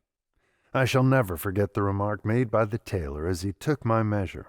Glancing first at the 3 bolts of expensive cloth which I had selected, and then at me, he inquired, "$1 a year man, eh?" "No," said I. "If I had been fortunate enough to get on the $1 a year payroll, I might now have enough money to pay for these suits." The tailor looked at me with surprise. I don't think he got the joke. One of the suits was a beautiful dark gray. One was a dark blue. The other was a light blue with a pinstripe. Fortunately, I was in good standing with my tailor, therefore he did not ask when I was going to pay for those expensive suits. I knew that I could and would pay for them in due time, but could I have convinced him of that? This was the thought which was running through my mind, with hope against hope that the question would not be brought up. I then visited my haberdasher, from whom I purchased 3 less expensive suits and a complete supply of the best shirts, collars, ties, hosiery, and underwear that he carried. My bill at the haberdasher's amounted to a little over $300. With an air of prosperity, I nonchalantly signed the charge ticket and tossed it back to the salesman, with instructions to deliver my purchase the following morning. The feeling of renewed self-reliance and success had begun to come over me, even before I had attired myself in my newly purchased outfit. I was out of the war and $675 in debt, all in less than 24 hours. The following day, the first of the 3 suits ordered from the haberdasher was delivered. I put it on at once, stuffed a new silk handkerchief in the outside pocket of my coat, shoved the $50 I had borrowed on my ring down into my pants pocket, and walked down Michigan Boulevard in Chicago, feeling as rich as Rockefeller. Every article of clothing I wore, from my underwear out, was of the very best. That it was not paid for was nobody's business except mine and my tailor's and my haberdasher's. Every morning I dressed myself in an entirely new outfit and walked down the same street at precisely the same hour. That hour happened to be the time when a certain wealthy publisher usually walked down the same street on his way to lunch. I made it my business to speak to him each day, and occasionally I would stop for a minute's chat with him. After this daily meeting had been going on for about a week, I met this publisher one day, but decided I would see if he would let me get by without speaking. Watching him from under my eyelashes, I looked straight ahead and started to pass him when he stopped and motioned me over to the edge of the sidewalk, placed his hand on my shoulder, looked me over from head to foot, and said, "You look damned prosperous for a man who has just laid aside a uniform. Who makes your clothes?" "Well," said I, "Wilkie and Celery made this particular suit." He then wanted to know what sort of business I was engaged in, that airy atmosphere of prosperity which I had been wearing, along with a new and different suit every day, had got the better of his curiosity. I had hoped that it would. Flipping the ashes from my Havana Perfecto, I said, "Oh, I am preparing the copy for a new magazine that I'm going to publish." "A new magazine, eh?" he queried. "And what are you going to call it?" "It is to be named Hill's Golden Rule." "Don't forget," said my publisher friend, "that I am in the business of printing and distributing magazines. Perhaps I can serve you also." That was the moment for which I had been waiting. I had that very moment, and almost the very spot of ground on which we stood, in mind when I was purchasing those new suits. But is it necessary to remind you that conversation never would have taken place had this publisher observed me walking down the street from day to day, with a whipped dog look on my face, an unpressed suit on my back, and a look of poverty in my eyes? An appearance of prosperity attracts attention always, with no exceptions whatsoever. Moreover, a look of prosperity attracts favorable attention, because the one dominating desire in every human heart is to be prosperous. My publisher friend invited me to his club for lunch. Before the coffee and cigars had been served, he had talked me out of the contract for printing and distributing my magazine. I had even consented to permit him to supply the capital, without any interest charge. For the benefit of those who are not familiar with the publishing business, may I not offer the information that considerable capital is required for launching a new nationally distributed magazine? Capital in such large amounts is often hard to get, even with the best of security. The capital necessary for launching Hill's Golden Rule magazine, which you may have read, was well above $30,000, and every cent of it was raised on a front created mostly by good clothes. True, there may have been some ability back of those clothes, but many millions of men have ability who never have anything else, and who are never heard of outside of the limited community in which they live. This is a rather sad truth. To some it may seem an unpardonable extravagance for one who was broke to have gone one in debt for $675 worth of clothes, but the psychology back of that investment more than justified it. The appearance of prosperity not only made a favorable impression on those to whom I had to look for favors, but of more importance still was the effect that proper attire had on me. I not only knew that correct clothes would impress others favorably, but I knew also that good clothes would give me an atmosphere of self-reliance, without which I could not hope to regain my lost fortunes. I got my first training in the psychology of good clothes from my friend Edwin C. Barnes, who is a close business associate of Thomas A. Edison. Barnes afforded considerable amusement for the Edison staff when, some 20-odd years ago, he rode into West Orange on a freight train, not being able to raise sufficient money for passenger fare, and announced at the Edison offices that he had come to enter into a partnership with Mr. Edison. Nearly everybody around the Edison plant laughed at Barnes, except Edison himself. He saw something in the square jaw and determined face of young Barnes which most of the others did not see, despite the fact that the young man looked more like a tramp than he did a future partner of the greatest inventor on earth. Barnes got his start sweeping floors in the Edison offices. That was all he sought, just a chance to get a toehold in the Edison organization. From there on, he made history that is well worth emulation by other young men who wish to make places for themselves. Barnes is now retired from active business, even though he is still a comparatively young man, and spends most of his time at his two beautiful homes in Bradenton, Florida, and Damariscotta, Maine. He is a multimillionaire, prosperous, and happy.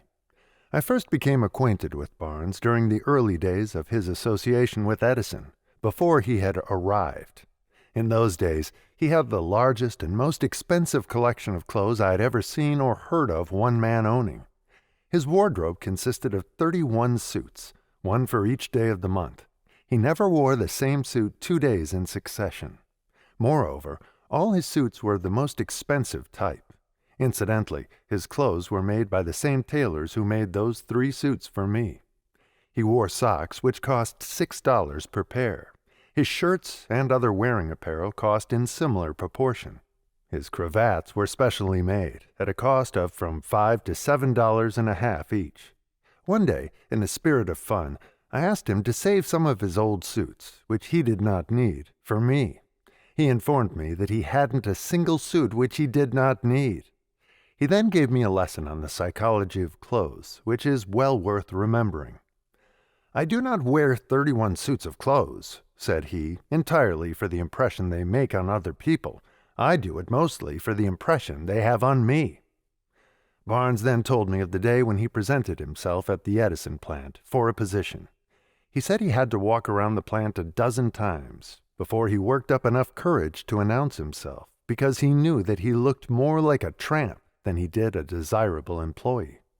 Barnes is said to be the most able salesman ever connected with the great inventor of West Orange. His entire fortune was made through his ability as a salesman, but he has often said that he never could have accomplished the results which have made him both wealthy and famous had it not been for his understanding of the psychology of clothes.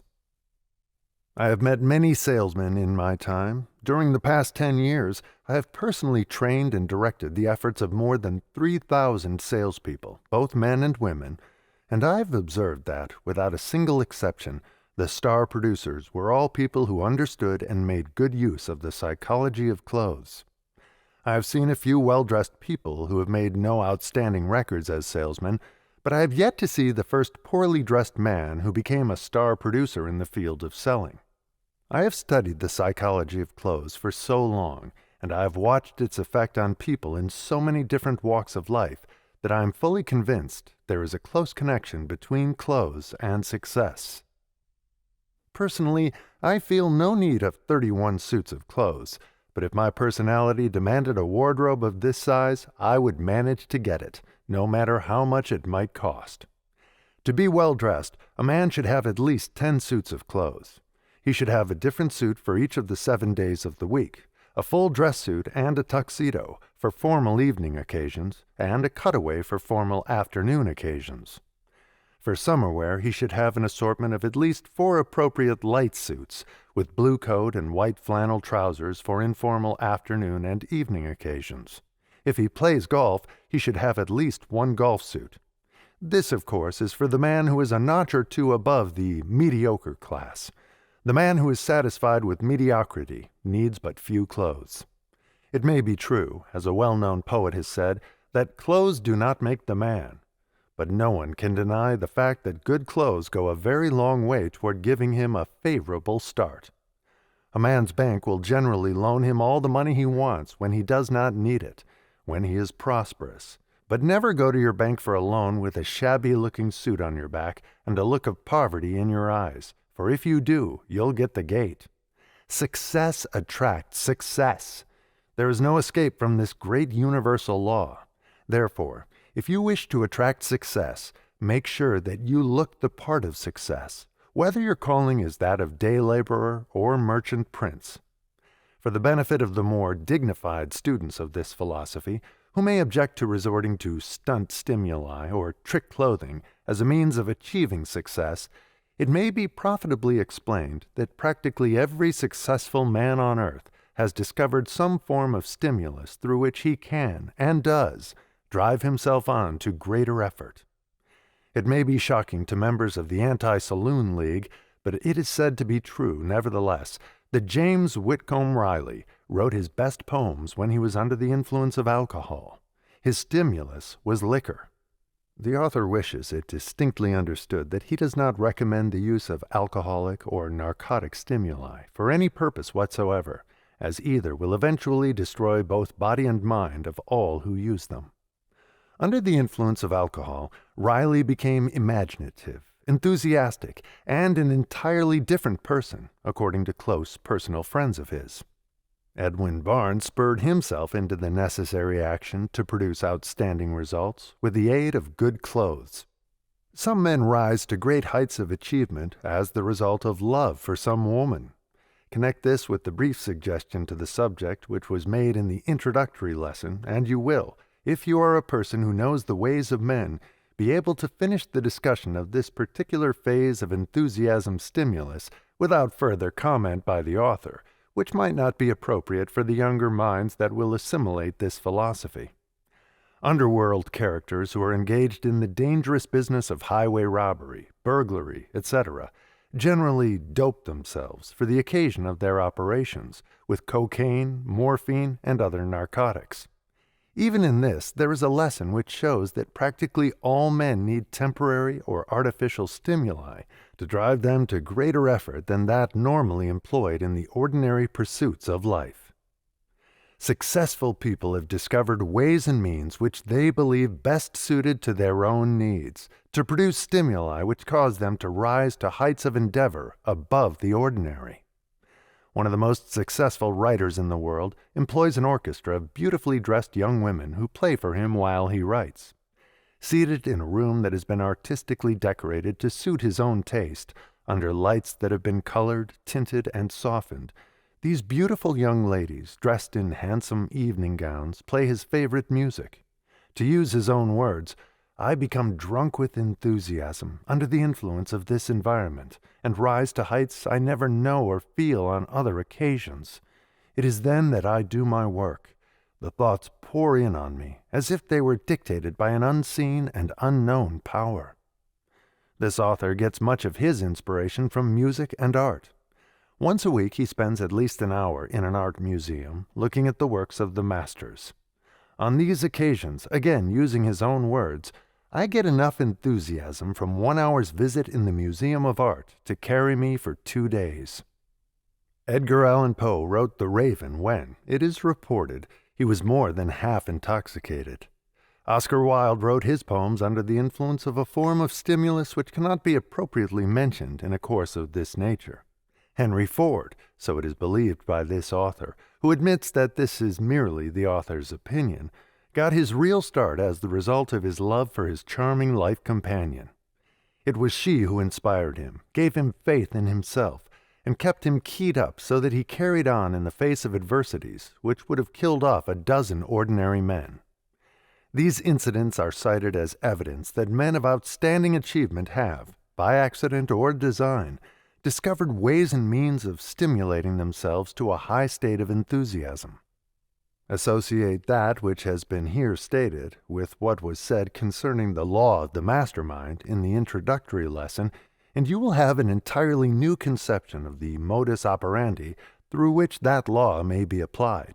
You will also have a somewhat different understanding of the real purpose of allied effort in a spirit of perfect harmony, which constitutes the best-known method of bringing into use the law of the mastermind. At this point, it seems appropriate to call your attention to the manner in which the lessons of this course blend. You will observe that each lesson covers the subject intended to be covered, and in addition to this, it overlaps and gives the student a better understanding of some other lesson or lessons of the course. In the light of what has been said in this lesson, for example, the student will better understand the real purpose of the law of the mastermind. That purpose being, in the main, a practical method of stimulating the minds of all who participate in the group constituting the mastermind. Times too numerous to be here described, this author has gone into conference with men whose faces showed the signs of care, who had the appearance of worry written all over them, only to see those same men straighten up their shoulders, tilt their chins at a higher angle, soften their faces with smiles of confidence, and get down to business with that sort of enthusiasm which knows no defeat. The change took place the moment harmony of purpose was established. If a man goes about the affairs of life in the same day in and day out, prosaic, lackadaisical spirit, devoid of enthusiasm, he is doomed to failure. Nothing can save him until he changes his attitude and learns how to stimulate his mind and body to unusual heights of enthusiasm at will. The author is unwilling to leave this subject without having stated the principle here described in so many different ways that it is bound to be understood and also respected by the students of this course, who, all will remember, are men and women of all sorts of natures, experiences, and degrees of intelligence. For this reason, much repetition is essential. Your business in life, you are reminded once again, is to achieve success.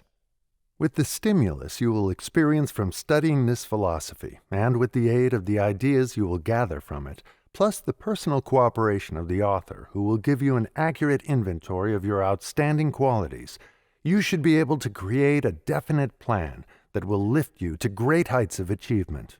However, there is no plan that can produce this desirable result without the aid of some influence that will cause you to arouse yourself, in a spirit of enthusiasm, to where you will exert greater than the ordinary effort which you put into your daily occupation.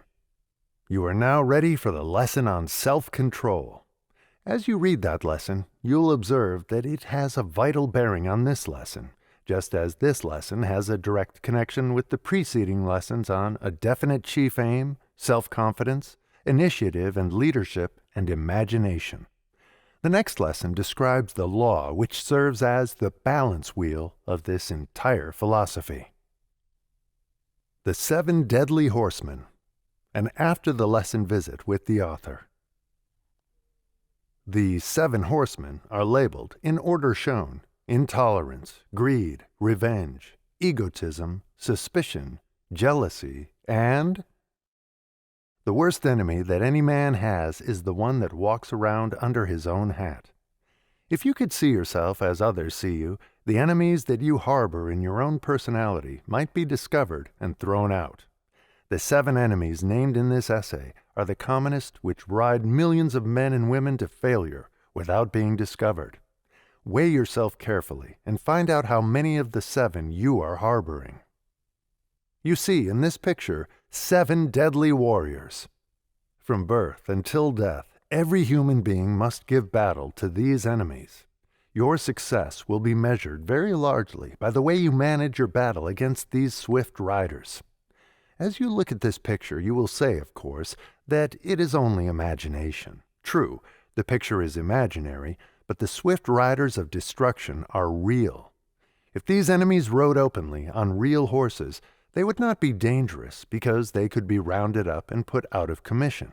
But they ride unseen in the minds of men. So silently and subtly do they work that most people never recognize their presence. Take inventory of yourself and find out how many of these 7 horsemen you are harboring. In the foreground you will find the most dangerous and the commonest of the riders. You will be fortunate if you discover this enemy and protect yourself against it.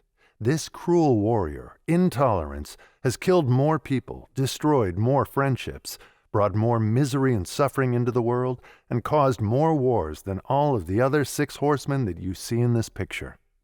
Until you master intolerance, you will never become an accurate thinker. This enemy of mankind closes up the mind and pushes reason and logic and facts into the background. If you find yourself hating those whose religious viewpoint is different from your own, you may be sure that the most dangerous of the 7 deadly horsemen still rides in your brain.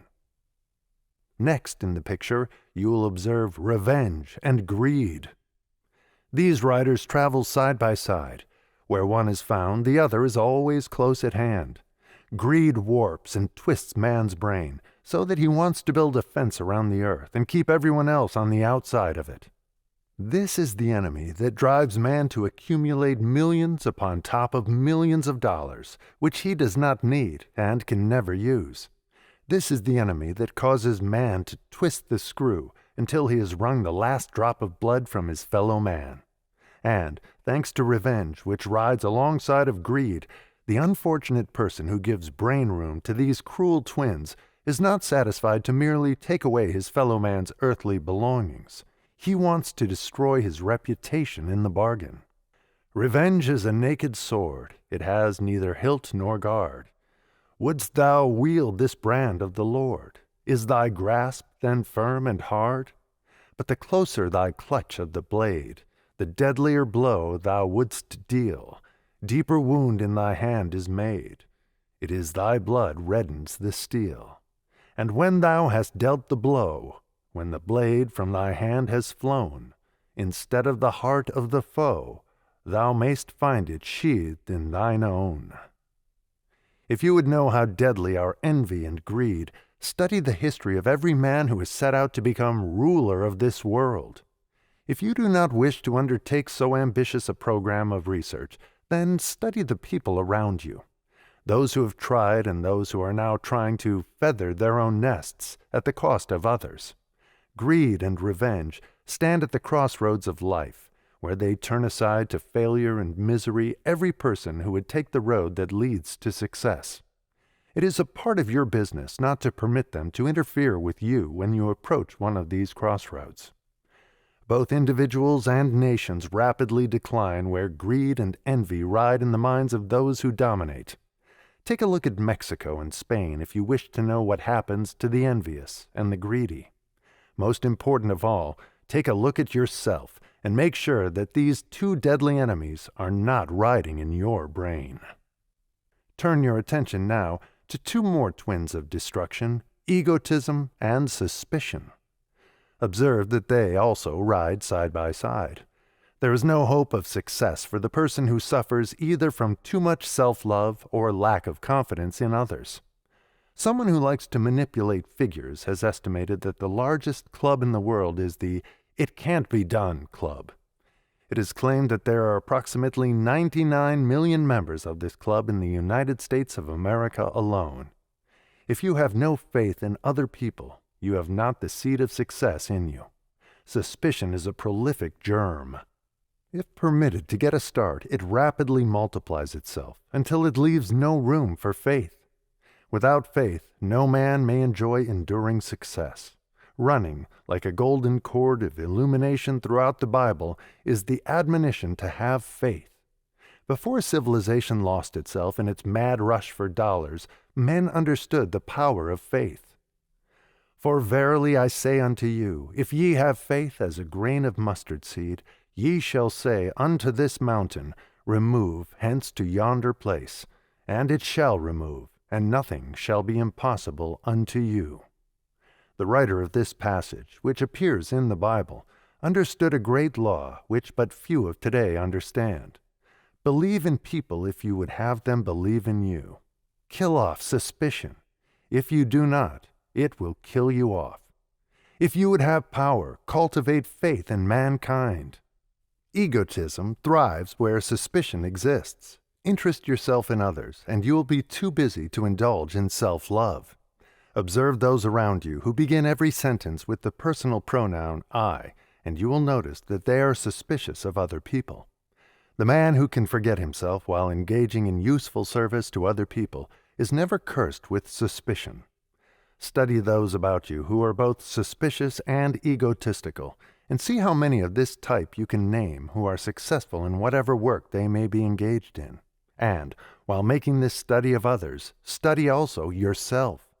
Be sure that you are not bound down by egotism and suspicion.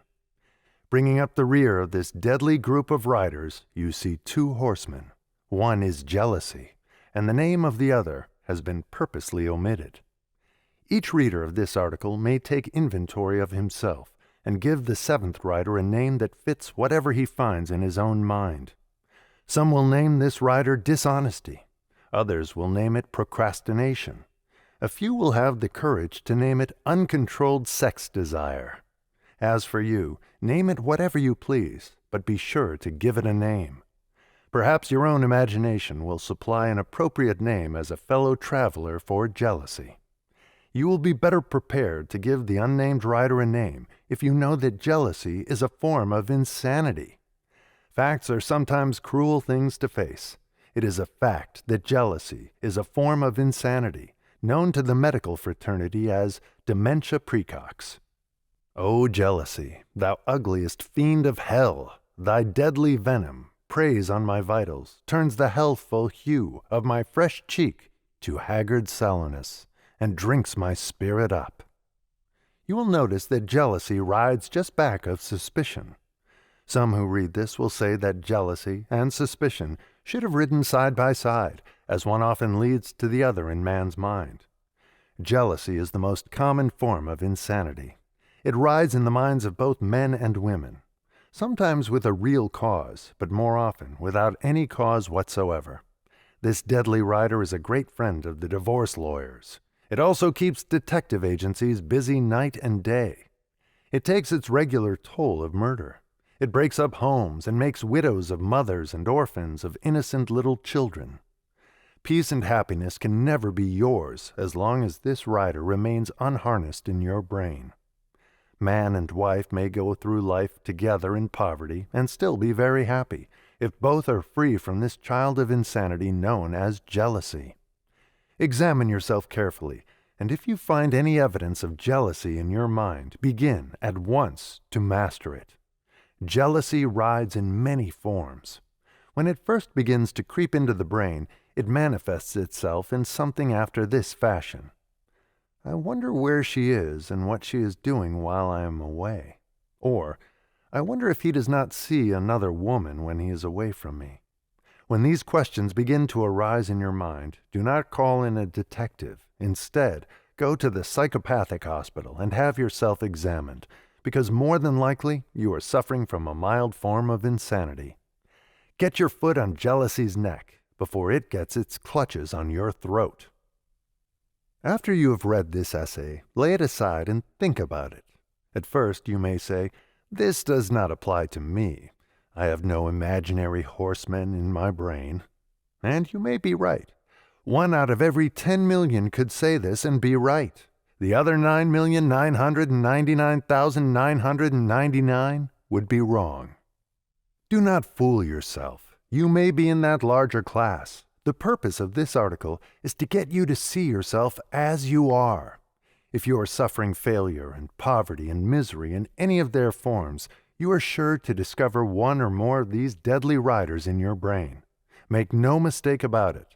Those who have all they want, including happiness and good health, have driven the 7 horsemen out of their brains. Come back to this essay a month from now, after you have had time to analyze yourself carefully. Read it again, and it may bring you face to face with facts that will emancipate you from a horde of cruel enemies that now ride within your brain without your knowing it. And now, inspirational quotes by Napoleon Hill. I call that man idle, who might be better employed. Socrates. The man who slanders his fellow man unwittingly uncovers the real nature of his inner self. It will make a big difference to you whether you are a person with a message or a person with a grievance. The reason most people do not like to hear the story of your troubles is that they have a big flock of their own. I know I am here. I know I had nothing to do with my coming, and I shall have but little, if anything, to do with my going. Therefore, I will not worry, because worries are of no avail. If you have been wise and successful, I congratulate you. Unless you are unable to forget how successful you have been, then I pity you. I never see a person trying to disclose the scarlet letter on another's breast that I do not wonder if he doesn't carry some mark of disgrace which would have ruined him had he been overtaken by justice. We cannot sow thistles and reap clover. Nature simply does not run things that way. She goes by cause and effect. We all like commendation, and many of us like flattery. But it is a debatable question as to whether the indulgence of these tendencies builds character and strength and individuality. Charles Chaplin makes $1 million a year out of a funny, shuffling walk and a pair of baggy trousers because he does something different. Take the hint and individualize yourself with some distinctive idea. The man who is afraid to give credit to those who help him do a piece of creditable work is so small that opportunity will pass by without seeing him someday. Hotheads go with cold feet. He who loses his temper is usually a bluffer, and when called, is a quitter. E.M. Statler became the most successful hotel man in the world by rendering more service and better service than his guests were asked to pay for. Great achievement is usually born of great sacrifice and is never the result of selfishness. I gave a beggar a dime with the suggestion that he invest it in a copy of Elbert Hubbard's Message to Garcia. One of the most valuable things any man can learn is the art of using the knowledge and experience of others. A careful inventory of all your past experiences may disclose the startling fact that everything has happened for the best. First impressions really do count. Dress to look the part you intend to play in life, but take care not to overdo it. Half the wrecks that strew life's ocean, if some star had been their guide, might in safety now be riding, but they drifted with the tide. Conceit is a fog which envelops a man's real character beyond his own recognition. It weakens his native ability and strengthens all his inconsistencies. Is there not food for thought in the fact that no newspaper has ever published any account of wild drinking parties or other similar scandals in connection with the names of Edison, Ford, Rockefeller, and most of the other really big fellows? If you think your lot in life has been hard, read Up from Slavery by Booker T. Washington, and you may see how fortunate you have been. All anyone really requires as a capital on which to start a successful career is a sound mind, a healthy body, and a genuine desire to be of as much service as possible to as many people as possible. There is a suitable reward for every virtue and appropriate punishment for every sin a man commits. Both the reward and the punishment are effects over which no man has control, as they come upon him voluntarily. Your employer does not control the sort of service you render. You control that, and it is the thing that makes or breaks you. I hope that you've enjoyed this presentation, and please remember to subscribe to receive notifications of upcoming recordings. This recording is a production of Master Key Society for the purpose of research, study, and discussion. The views and opinions expressed in this book belong to the author and may not always reflect those of Master Key Society or its affiliates. The video and audio is copyright 2025 Master Key Society.